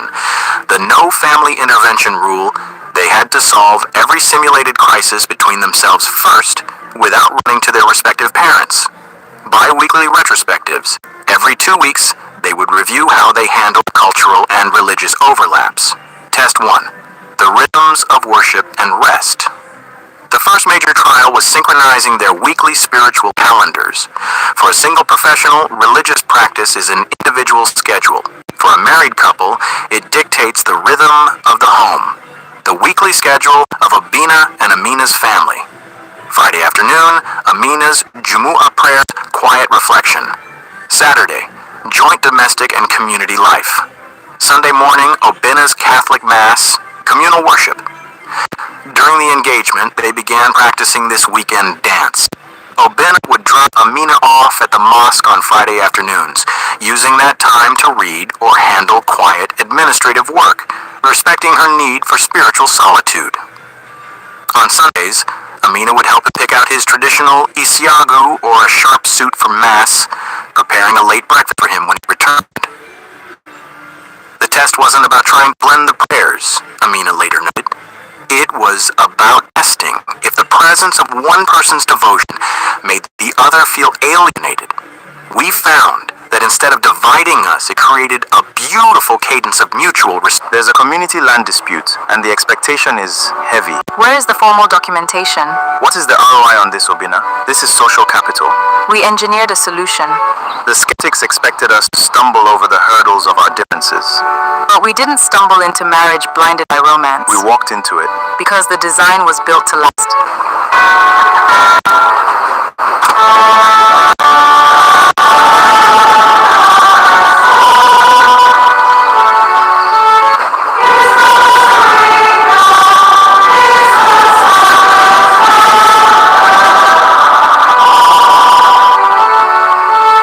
It is not just a ring, Amina. Subscribe to our YouTube channel, Total Entertainment Channel. We love you. Their engagement was a deliberate sandbox. Amina led the way to the mosque. Obina joined her for Salah Jumu'ah prayer.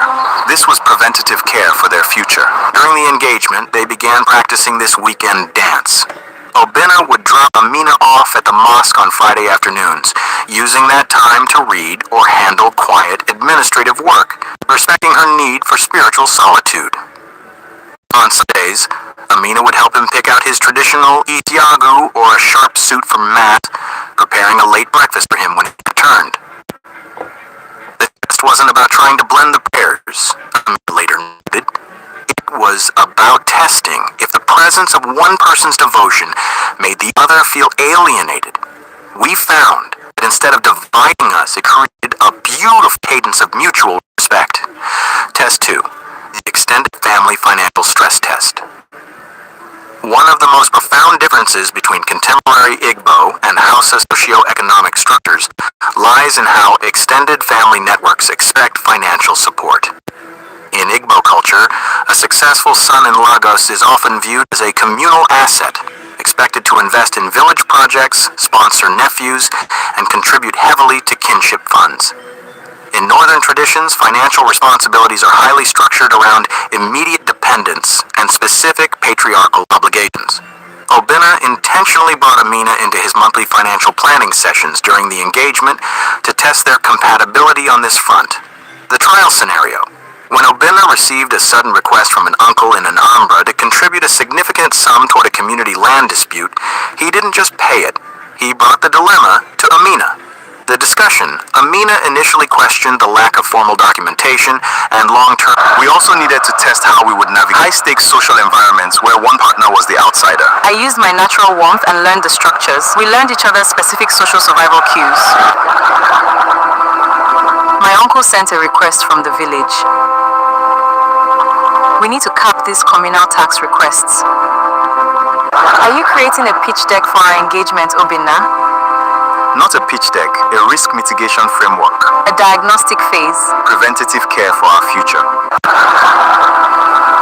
This diagnostic phase has been the Best preventative care for our future.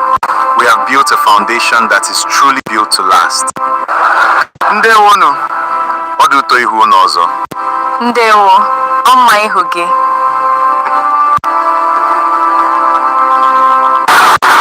The skeptics expected us to stumble. But our design was built to last. We walked into it.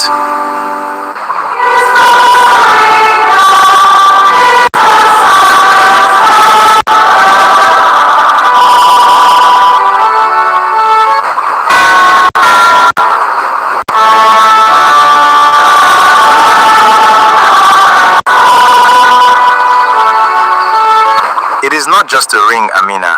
Subscribe to our YouTube channel, Total Entertainment Channel. We love you. To contribute a significant sum toward a community land dispute, he didn't just pay it, he brought the dilemma to Amina. The discussion, Amina initially questioned the lack of formal documentation and long-term ROI on the contribution, her medical efficiency, and structured northern background speaking. The harmonization. Obinna explained the intangible social capital and emotional duty tied to Igbo communal expectations. The resolution. Together during the engagement, they designed a communal tax category in their joint budget spreadsheet. It capped the amount of money that could go to extended family requests, ensuring Obinna could honor his cultural roots without compromising their joint financial future. Test 3. The social and linguistic trial. They also needed to test how they would navigate high-stakes social environments where one partner was the distinct outsider. Obinna took Amina to a raucous, highly traditional Igbo end-of-year welfare meeting in Surulere. Amina, naturally soft-spoken and accustomed to the more reserved, hierarchical social etiquette of Kaduna, was thrust into an environment of loud banter, rapid-fire Igbo, and intense physical expressions of camaraderie. She didn't shrink. She used her natural warmth, observing and learning the respect structures of the elders. The following month, Amina invited Obinna.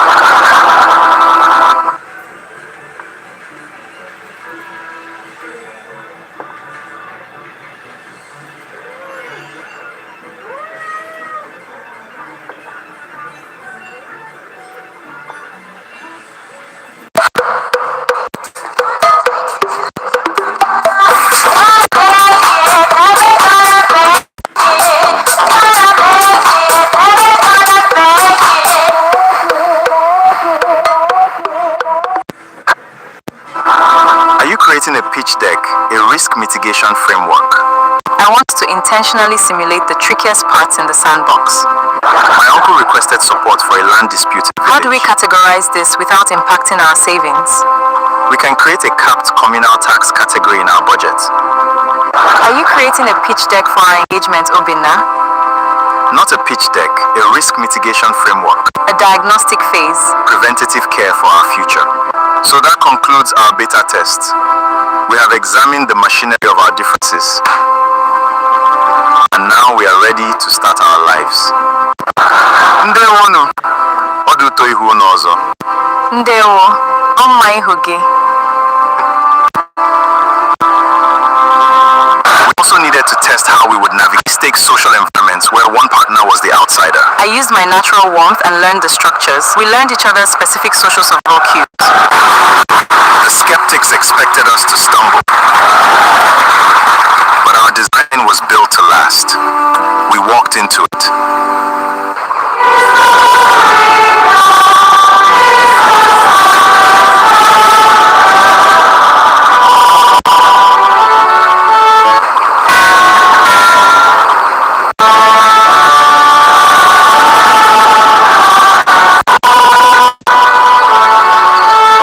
It is not just a ring, Amina. Subscribe to our YouTube channel, Total Entertainment Channel. We love you.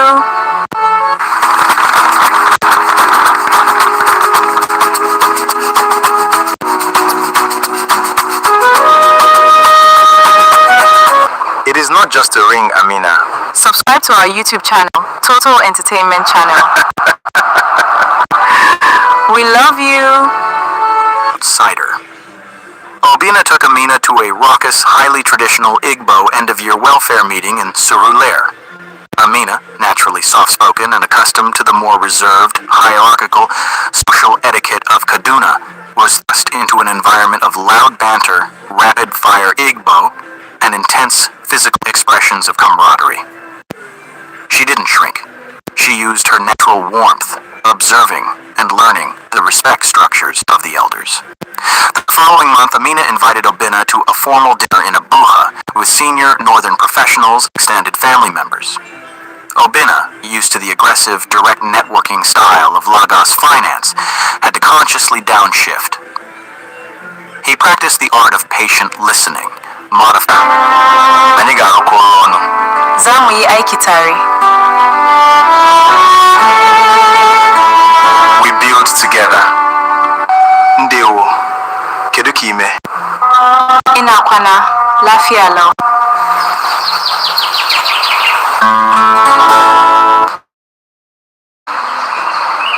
Teach me how to greet in Hausa. Say ina kwana. Ina kwana? Yes, you got it. Repeat after me. Ndewo. Kwano. Ndewo kwano. Did I get it? Yes, you are trying.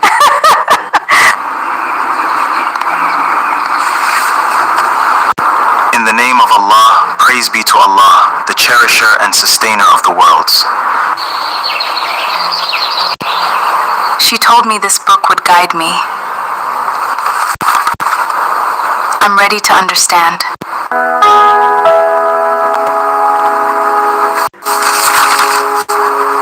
Your word is a lamp to my feet and a light to my path.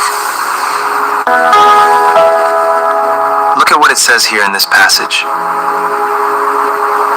It is very similar to what you just read.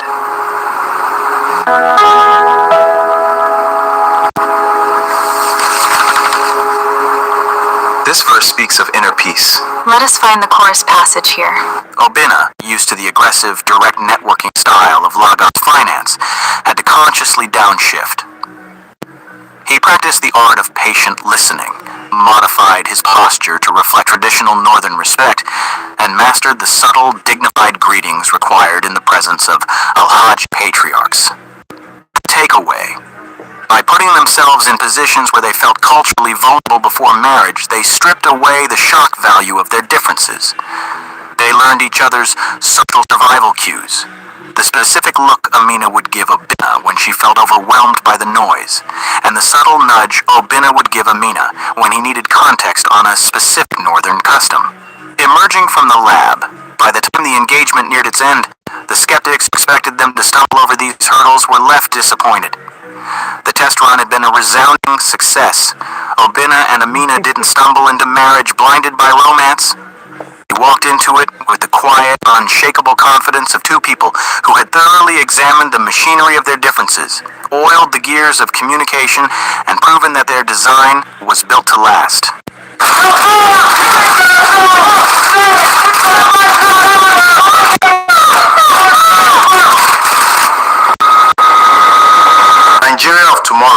Nigeria of tomorrow belongs to the bridge builders.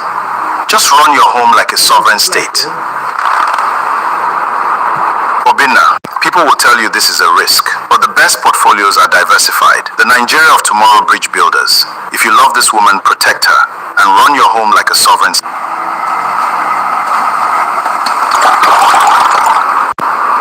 The Nigeria of tomorrow to the bridge builders. Run your home like a sovereign state.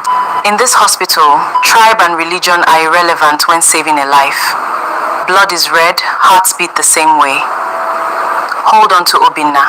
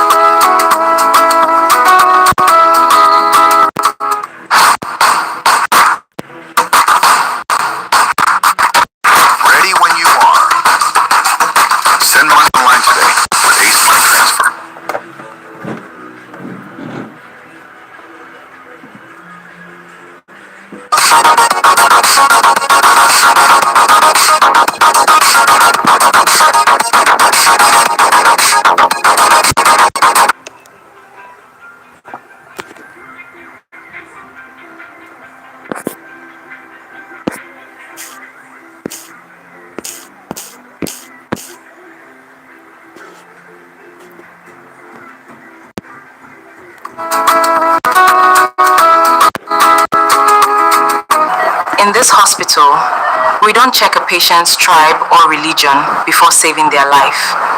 Blood is red, hearts beat the same way.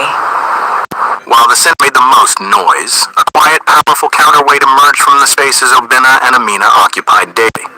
For every doubtful whisper in a family WhatsApp group, there was a brilliant mentor or a close colleague pushing them forward, recognizing that their love was exactly what modern, progressive Nigeria needed.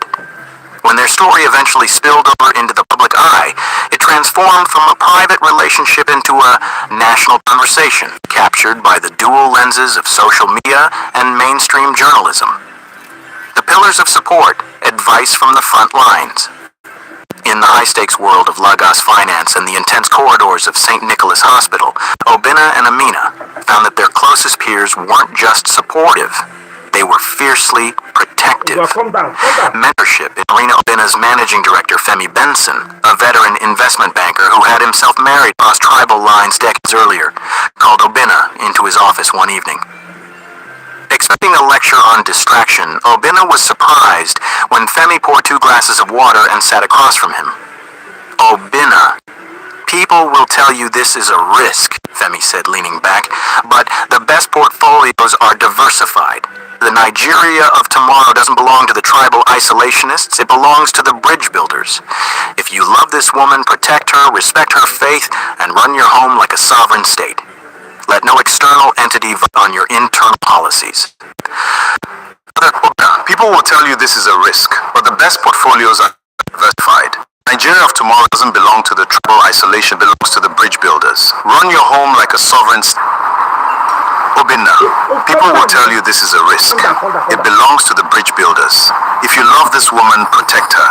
Run your home like a sovereign state. While the cynics made the most noise, a quiet, powerful counterweight emerged from the spaces Obinna and Amina occupied daily. Their private love was about to become a national conversation. While the cynics made the most noise, a quiet, powerful counterweight emerged from the spaces Obinna and Amina occupied daily. Their private love was about... Within hours, the images went viral. Hashtag the Lagos Confluence was born. Within hours, images went viral. Hashtag the Lagos Confluence was born. Thank you, Titu.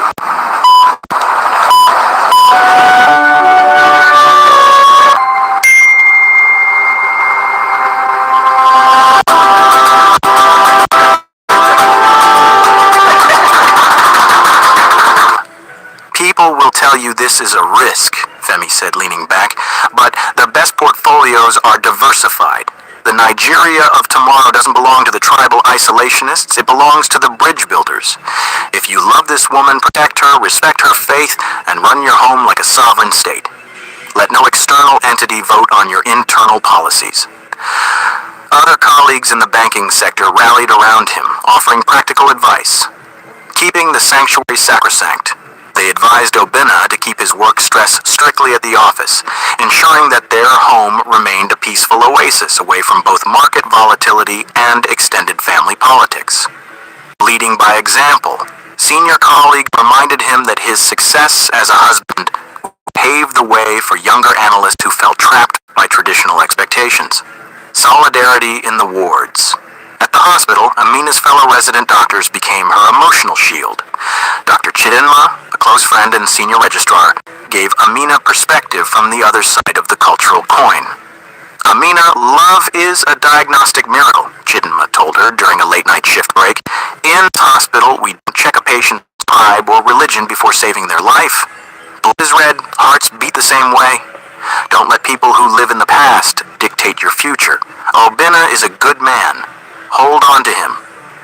They turned a private romance into a powerful cultural milestone. They turned a watching nation that, when deeply anchored in mutual respect, while the cynics made the most noise, a quiet, powerful counterweight emerged from the spaces Obinna and Amina occupied daily. Their love to become a national conversation. Obinna and Amina have become true national treasures. Institutions now reference them as symbols of hope. Their marriage adds invaluable substance to the lives of Obinna, people will tell you this is a risk, but the best portfolios are diversified. The Nigeria of tomorrow doesn't belong to the tribal isolation, it belongs to the bridge builders. Run your home like a sovereign state. Let no external entity. In this hospital, we don't check a patient's tribe or religion before saving their life. Blood is red, heart same way. Hold on to him. Within hours, the images went viral. Hashtag the Lagos Confluence was born. Within hours, the images went viral. Hashtag the Lagos Confluence was born. You know you can have your textbook read aloud to you. Natural Reader can read out loud for you. Listen to anything, anywhere. Just take a picture of any text and you are ready to go. In the past 15 years, global warming and climate change have become pressing issues that prove how current decisions affect future lives. Or upload any online document, textbook, or notes. Save time, be more productive, and unlock the freedom to listen on the go with Natural Reader. Dyslexia is a neurological disorder of genetic origin that affects reading. Importantly, the scholar performance of the dyslexic students depends on several aspects.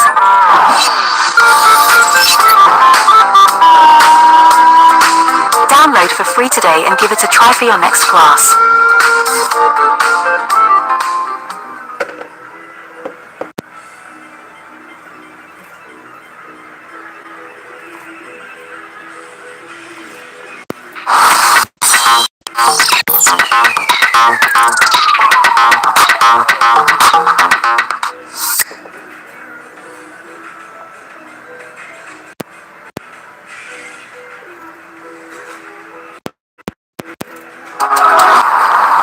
Obinna, people will tell you this is a risk, but the best portfolios are diversified. The Nigeria of tomorrow belongs to the bridge builders. Run your home and the courtyard shoot.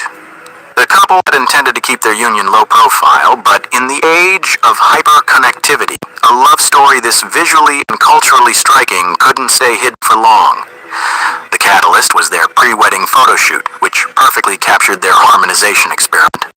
Shot at a restored colonial-era garden in Lagos, the images were a breathtaking study in contrasts.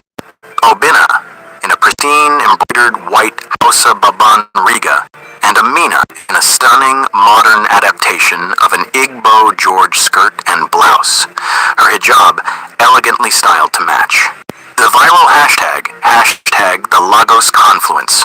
Within hours of their photographer posting a few frames on Instagram, the images went viral, sparking the trending hashtag the Lagos Confluence. The optimists. Millions of young Nigerians championed the couple. TikTok creators made compilation videos of their photos calling relationship goals and celebrating the effortless elegance of their blended styles. For a generation exhausted by political and ethnic divisions, Obinna and Amina became a living symbol of hope. The trolls. Naturally, the internet brought out keyboard warriors. Some traditionalists criticized Amina for marrying outside her faith, while others accused Obinna of abandoning his roots. But the digital community swiftly drowned out the negativity, reporting abusive comments and filling the couple's comment sections with blessings and prayers in both Igbo and Hausa. Mainstream meets. Our marriage is a proof that unity is possible. Peace begins when we look beyond our differences. Find a good partner, no matter where they come from. Our marriage must become a bridge for national unity.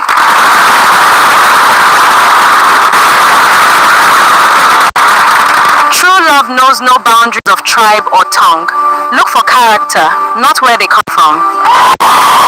Obinna and Amina were invited to the Catholic Charismatic Renewal Conference. They spoke passionately about national unity. Our marriage shows that unity is possible. Let no external entity. In this hospital, we don't check a patient's tribe or religion before saving their life. Blood is red, heart same way. Hold on to him.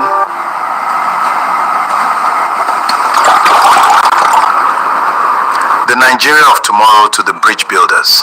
Run your home like a sovereign state. Obinna, people will tell you this is a risk, but the best portfolios are diversified. The Nigeria of tomorrow bridge builders. If you love this woman, protect her and run your home like a sovereign state.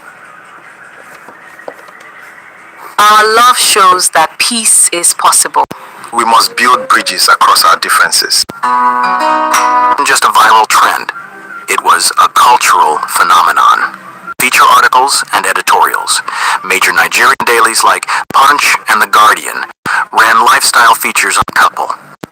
Rather than focusing on superficial gossip, the articles explored the depth of their commitment and the deliberate steps they took during their engagement to respect each other's heritages. A popular editorial piece in Vanguard noted, in a socio-political climate often fractured by ethnic rhetoric, the union of an Igbo investment banker and a Hausa medical doctor in the heart of Lagos is a refreshing reminder of our shared humanity. They are rewriting the rules of engagement, proving that unity is not the absence of difference, but the celebration of it. Television and digital media, Bella and Ija Wings. The premier wedding media brand did an extensive digital feature on them, detailing how they planned to navigate their court, wedding, and intimate traditional ceremonies without causing friction.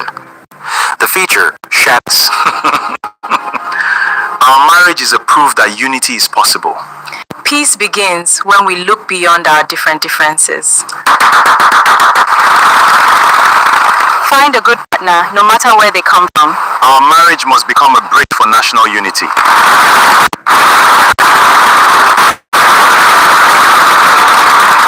True love knows no boundaries of tribe or tongue. Look for character, not where they come from. Obinna and Amina were invited to the Catholic Charismatic Renewal Conference. They spoke passionately about national unity. Our marriage shows that unity is possible. Let no external entity. In this hospital, we don't check a patient's tribe or religion before saving their life. Blood is red, heart same way. Hold on to him.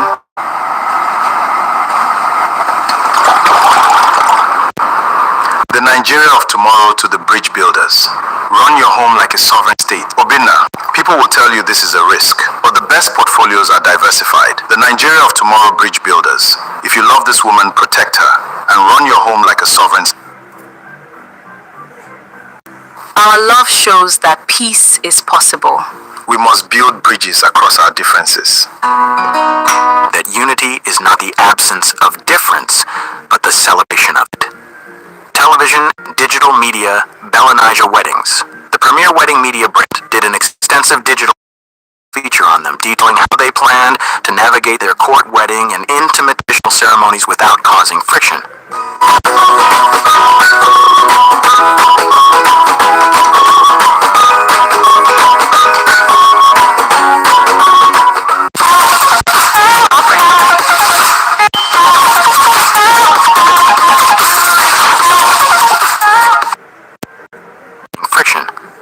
The feature shattered traffic records for the week. Arise News and Channels TV. During their breakfast shows, culture analysts used Obinna and Amina's viral story to discuss the evolving dynamics of modern Nigerian marriages, pointing out that urbanization, shared professional spaces, and mutual respect were rapidly dismantling ancient biases. Standing in the light, the sudden media attention was overwhelming at first, but Obinna and Amina handled it with the same calculated calm they had practiced throughout their engagement. They declined sensationalist television interviews, choosing instead to let their quiet, dignified presence speak for itself. By standing firm in the light of public scrutiny, backed by the unwavering support of their well-meaning colleagues, they turned a private romance into a powerful cultural milestone. They showed a watching nation that when two people are deeply anchored in mutual respect, the noise of the world becomes nothing more than background static. You look amazing. I just want to make a good impression. Trust me, my father will love you. Do I look okay in this? I hope your father likes me. He will love you. Just be yourself.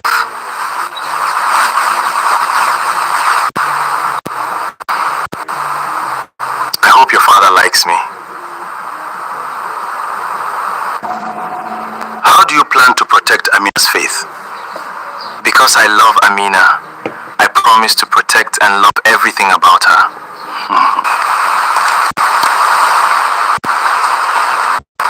Baba, this is Obinna. You are very welcome, my son. The phase of theoretical planning and beta testing finally had to face its ultimate trial: the parents. In Nigeria, presenting a partner from a different tribe and religion to traditional parents is akin to defending a thesis before a highly skeptical panel of professors. For Obinna and Amina, this meant stepping out of their supportive Lagos bubble and walking directly into the cultural heartlands of Kaduna and the East. Part 1. The Kaduna Crucible, presenting Obinna to Amina's parents. The journey to Kaduna was quiet. Obinna, usually an unshakable force in corporate boardrooms, was visibly nervous. He was adjusting his Baban Riga, a sky blue, heavily embroidered northern attire Amina had helped him select.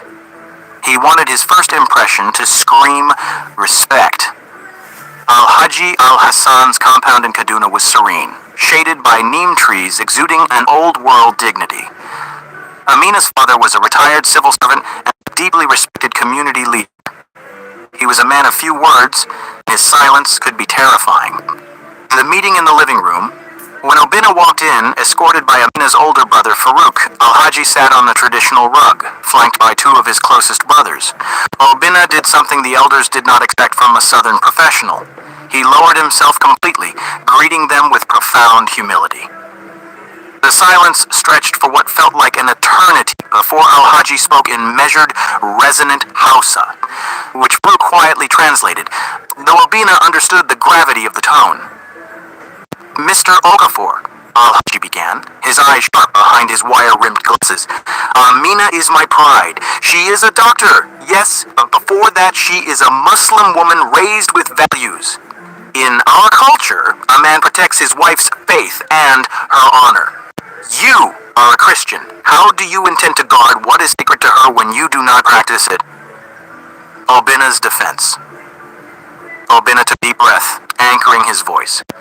He didn't offer financial platitudes or corporate speak.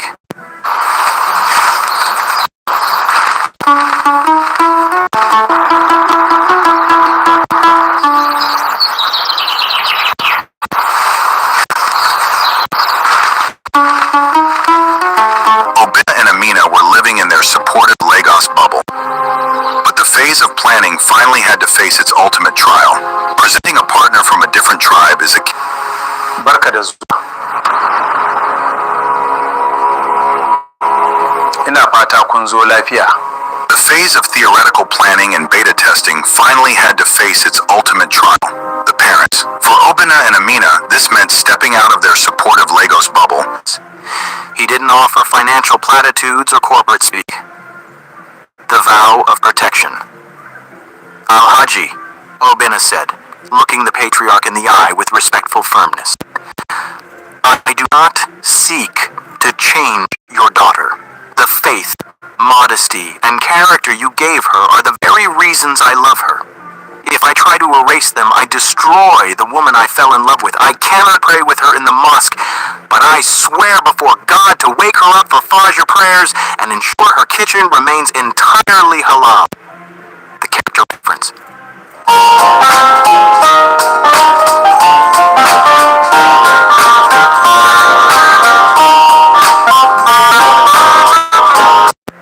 Character reference. Obinna had brought along a letter of introduction from a highly respected Muslim colleague, the former Northern Central Bank governor who knew his family. This gesture showed he understood the weight of communal validation. Amina's mother, Hajia, watched from behind a curtained doorway, observing Obinna's demeanor, his gentleness with the staff, and the way his eyes instinctively looked down when Amina entered the room. A profound sign of respect in Northern culture. Later that evening, over a dinner of tuwo and mian taushe, the ice began to thaw. Al-Haji did not give an immediate, boisterous approval, but he gave his blessing for the families to formalize discussion. It was a victory, won through genuine humility. Part 2. The matriarch's audit, introducing Amina to Obinna's family. It was a test of quiet dignity. The introduction to Obinna's family in Enugu was an art of vibrant communal expectations. Obinna's mother, Mama Obinna, Mrs. Ngozi Okafor, was a formidable Catholic matriarch. When Obinna announced he was bringing home a Hausa Muslim daughter, the initial reaction from the extended family was chaos. A Hausa girl in this house? Will she cook ofan sala? Will our grandchildren go to church? His aunts asked in frantic phone calls. Amina arrived in Enugu wearing a beautifully tailored modest gown with a matching head tie that paid homage to southern style. Baba, this is Obinna. Obinna, you are very welcome, my son.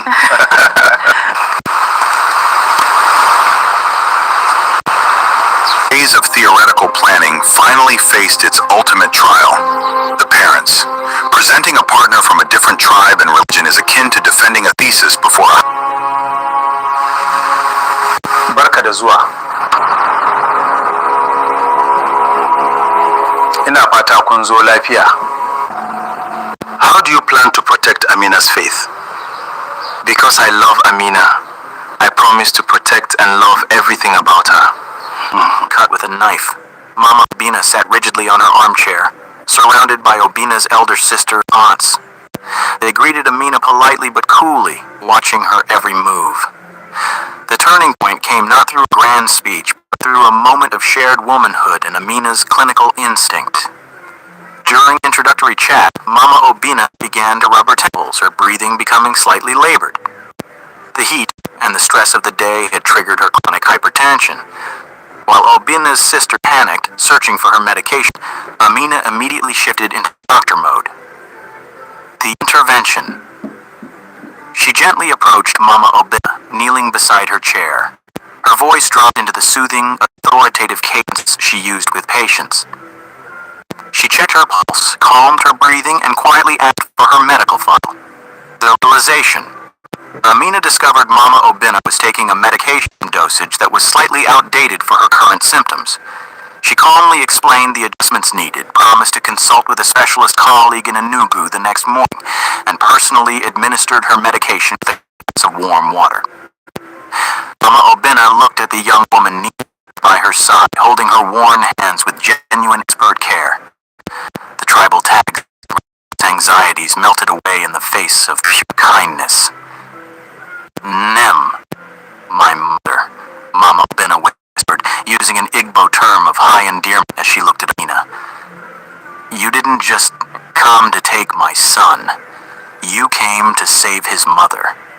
God sent you to this house. By evening, the kitchen was alive with noise. Obina's sister was showing Amina the specific secrets of pounding yam, while Amina was teaching them how to infuse northern spices into local dishes. The confluence of two rivers. Both introductions proved that stereotypes survive only in isolation. Face to face, the families didn't see an Igbo banker or a Hausa doctor. They saw two exceptionally raised individuals who anchored their love in deep respect for their elders. The bridges had been tested by the patriarchs of Kaduna and the matriarchs of Enugu, and they had held fast. The path to the wedding was now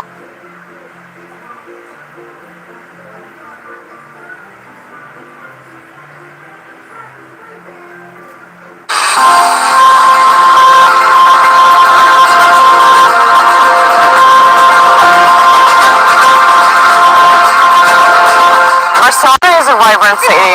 It's a multinational hub, mixed all the nationalities. If you're an active person, you want to work, you don't know maybe Spanish for now, and you just have English knowledge, it's one of the best places to work, to establish your businesses, to be an entrepreneur. We have sea here, we have mountains, we have Andorra near, so family over a video call. But this daughter of mine from Kaduna gave me her sleep, her medical knowledge, and her own blood to put me back on my feet. Let nobody in this family ever refer to Amina as an in-law. She is the first daughter of this house. A covenant beyond tribes. The transformation was absolute. The two families were no longer just loosely connected through a marriage certificate, they were bound by an unbreakable covenant of life-saving deeds. When Obinna and Amina hosted an anniversary dinner later that year, the seating arrangement was no longer divided by East and North, or Christian and Muslim. Al-Haji Al-Hassan sat next to Mama Obinna, trading stories of their youth, united by the profound realization that their children had crossed the cultural divide not to compromise, but to elevate, protect, and heal both of their houses. Love is the universal language that unites us all.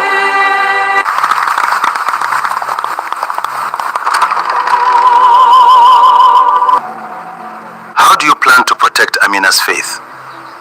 Because I love Amina, I promise to protect and love everything about her.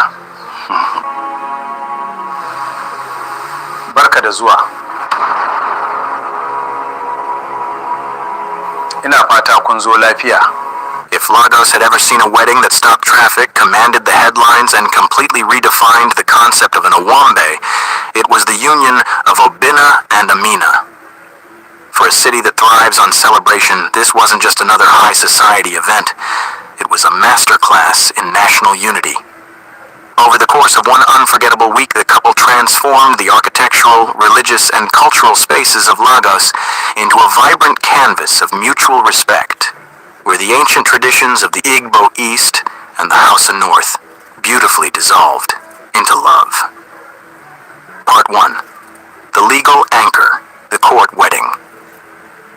2 days before they walked down the aisle of the church, Obinna and Amina stood inside a sunlit registry in Lagos to seal their union under the law. It was a deliberate strategy, a quiet, intimate prelude to the grand symphony that was to follow. Amina wore a pristine, tailored white jumpsuit with a subtle, floor-length cape that hinted at her signature modesty, her hair crowned with a silk white hijab. Obinna was the definition of corporate elegance in a bespoke, charcoal gray, double-breasted suit. With only their parents, siblings, and closest friends present, they signed the registry. It was a moment stripped of loud music and massive crowds. Just two people, deeply in the future, when the registrar declared them husband and wife. Al-Haji Al-Hassan and Mama Obinna stood side by side, their applause echoing in the room, proving that the family lines had already begun to blur. Part 2. The spiritual canopy, St. Andrew's Catholic Church, Victoria Island. Saturday morning arrived with the crisp, salty breeze of the Atlantic sweeping through Victoria Island. Outside St. Andrew's Catholic Church, the scene was spectacular. The parking lot looked like a diplomatic convention. One side of the aisle was a sea of rich, heavily embroidered northern rigas, structural fulanis, and elegant abayas. The other side was a brilliant wave of Eastern George fabrics, coral beads, and towering gel head ties. The entrance of the bride. When the heavy doors of St. Andrew's opened, a collective gasp rippled through the congregation. Amina walked down the aisle on her brother Farouk's arm. Her bridal gown was a custom masterpiece. A high neckline, long sleeves. Our love shows that peace is possible. We must build bridges across our different. Find a good partner, no matter where they come from. Our marriage must become a bridge for national unity.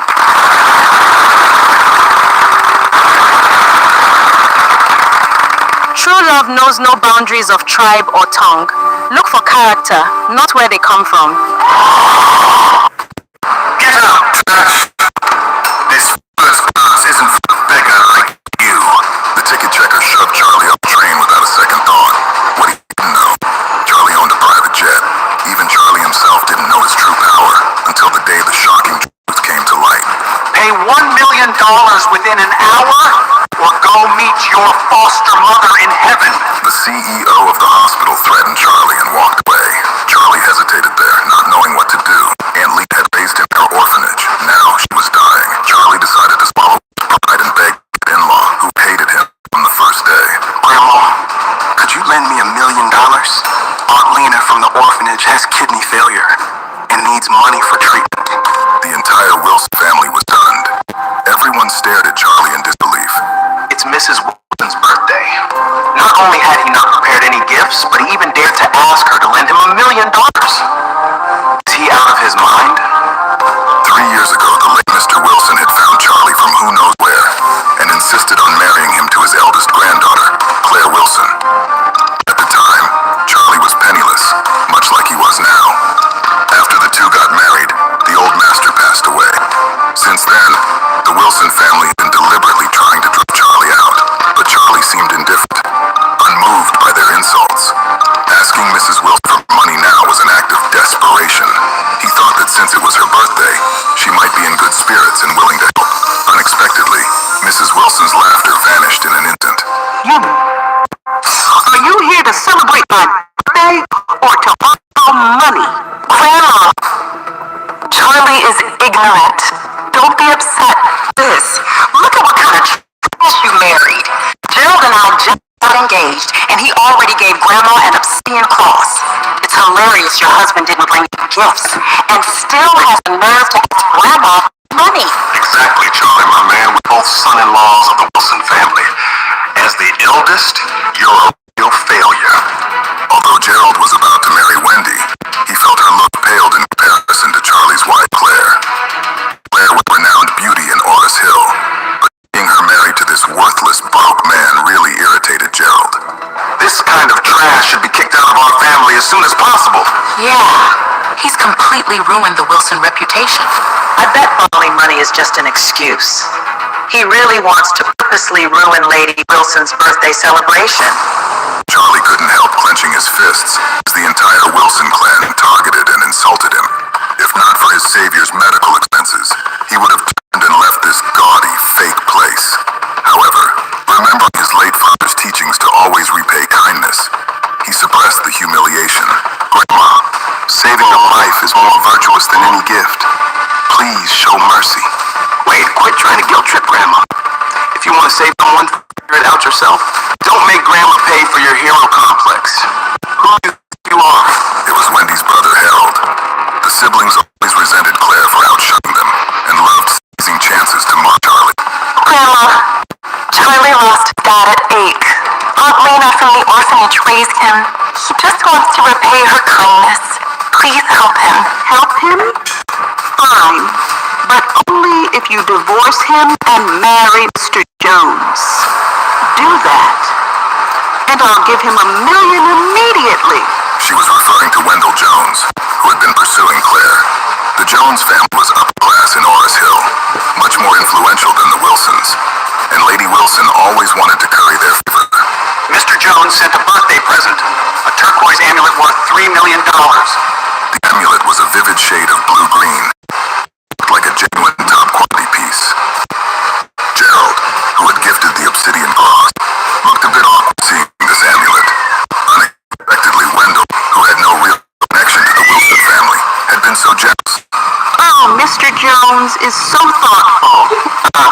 If only he could be my grandson-in-law, it would be a dream come true. What do you say to my condition? Will you consider it? Grandma, I won't divorce Billy. Don't give me that attitude. You insist on clinging to this trash. Get him out of my sight. He's not allowed at my birthday bank. I'm going to the hospital to check on Alina. Then I'll come with you. If you leave too, I won't consider you my granddaughter anymore. Take your parents and get out of the Wilson house with this loser. You stay to worry about me. Oh, my dear brother-in-law, you're leaving hungry. Are you to beg on the streets for dinner? Rushing to the hospital, Charlie immediately went to the bill office, wanting to inform them that the payment for Aunt Lena's medical expenses would be delayed by another 2 days.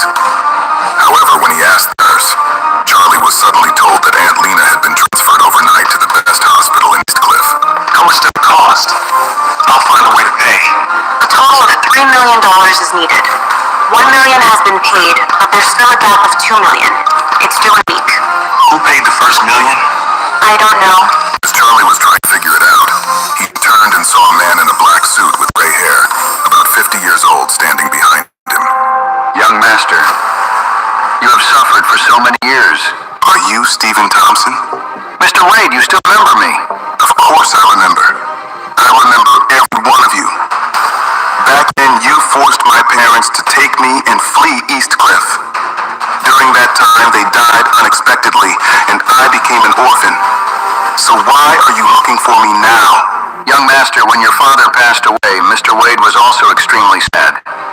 He's been searching for you all these years. Now that we've found you, he wants you to come back with me. You can go. I will never see him again in my life. Young master, do you still blame Mr. Wade? Of course. I will never forgive him as long as I live.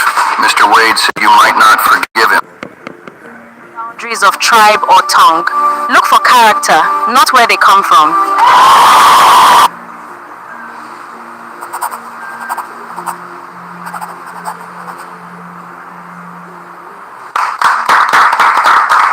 Just a masterpiece. A high neckline, long-sleeved Victorian lace gown adapted to respect her Islamic values, trailing a 15-foot silk train. Obinna stood at the altar, blinking back tears. Beside him, his best man handed him a tissue as the choir's operatic harmonies filled the vaulted ceilings of the church. To see a traditional Hausa family filling the front pews of a Catholic church, bowing their heads in deep, respectful silence during the liturgy, was the most beautiful thing I have ever witnessed, a guest later shared. There was no us versus them. There was only family. The parish priest, matching the energy of the day, delivered a homily centered on love as a universal language. When it came time for the sign of peace, the walls crumbled entirely. Al-Haji Hassan reached across the aisle to hug Mama Obinna, an image that was captured by a dozen cameras and instantly went viral online. Part 3, the Grand Gala, Sheraton Hotel, Lagos. If the church ceremony was a testament to spiritual reverence, the reception at the Grand Ballroom of the Sheraton Hotel was an explosion of cultural ecstasy. The ballroom had been converted into an enchanted garden, utilizing a color palette of royal gold, deep emerald green, honoring Amina's northern roots, and rich ivory. The couple orchestrated a feast that celebrated their variations through 3 distinct segments, marked by spectacular outfit changes and choreographed entrances. The 3 acts of the confluence segment, the aesthetic and attire. The culinary highlight, the soundscape act. 1. The contemporary entry Obinna in a white tuxedo jacket. Amina in her breathtaking modest reception gown. Premium Lagos party Yolof, grilled tiger prawns and croakerfish. Soft Afro beats, live saxophone melodies, and orchestral pop. Act 2. Northern Royalty, the Kamoon. Amina in deep purple Hausa silk with intricate gold henna. Obinna in a matching matching sky blue Baban Riga. Mian Taoshe, pumpkin soup, masa, and tenderly grilled suya directly from a live station. Our marriage is a proof that unity is possible. Peace begins when we look beyond our different differences. In this hospital, we don't check a patient's tribe or religion before saving their life. Blood is red, hearts beat the same way. Obinna, people will tell you this is a risk. It belongs to the bridge builders. If you love this woman, protect her. Run your home like a sovereign state.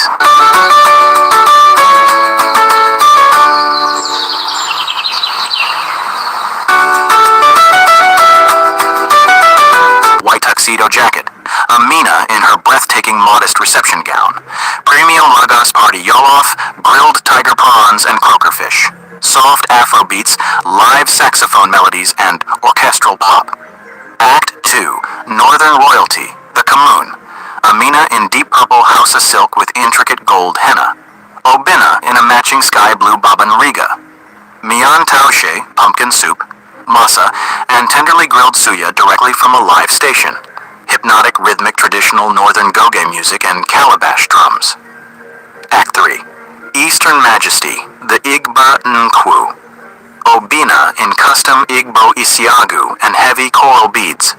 Amina wrapped in premium, George fabric with a matching fan. Ofensala, white soup, pounded yam, and spicy abacha, African salad. High energy Eastern high life, flavors hits, and the thumping bass of traditional Igbo instrumentation. The dance of acceptance. The true climax of the night occurred during the third entry, as the DJ dropped a legendary Igbo highlife track. Obinna's cousins surrounded Amina, teaching her the intricate rhythmic footwork of Eastern dance. Amina, a natural dancer, caught the rhythm instantly, moving her hips gracefully as Mama Obinna showered her with pristine, crisp Naira notes. Not to be outdone, Obinna took to the floor when the music switched to a popular northern melody. Guided by Amina's brothers, he raised his hands in the dignified, measured movements of the Hausa elite, causing Alhaji Al-Hassan to laugh out loud, stand up from the high table, and join his son-in-law on the dance floor. The legacy of the night. As the night drew to a close under the glittering chandeliers of the Sheraton, the couple stood on the stage, looking out at a ballroom where tribes had completely harmonized. Northern Alhajis were busy swapping business contacts with Eastern entrepreneurs over plates of ofen sala, and young medical colleagues of Amina were dancing alongside Obinna's investment banking peers. Obinna and Amina had done the impossible. They hadn't just thrown a lavish wedding. They had built a living, breathing monument to what Nigeria could be when love, intentionality, and radical acceptance lead the way.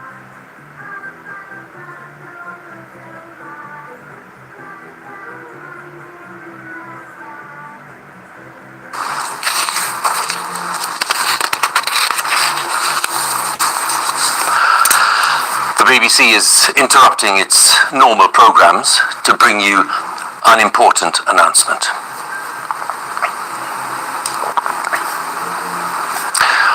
This is BBC News from London. Buckingham Palace has announced the death of Her Majesty Queen Elizabeth II. In a statement, the palace said the Queen died peacefully at Balmoral this afternoon. The King and the Queen Consort will remain at Balmoral this evening and will return to London tomorrow. BBC Television is broadcasting this special programme reporting the death of Her Majesty the Queen.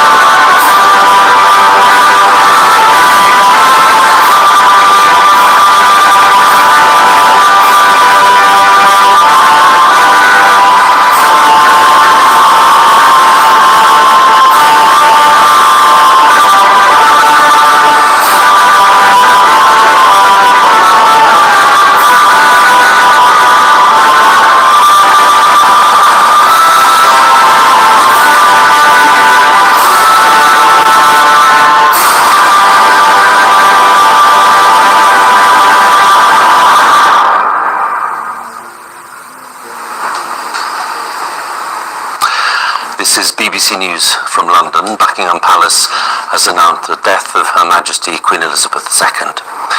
In a statement, the palace said the Queen died peacefully at Balmoral this afternoon. The King and the Queen Consort will remain at Balmoral this evening and will return to London tomorrow.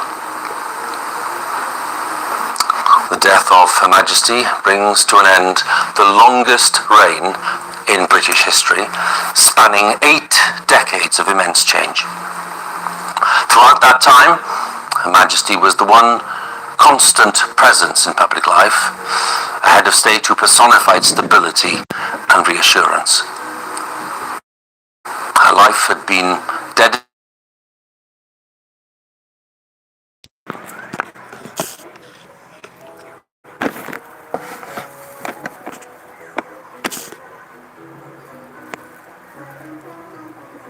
Signor, per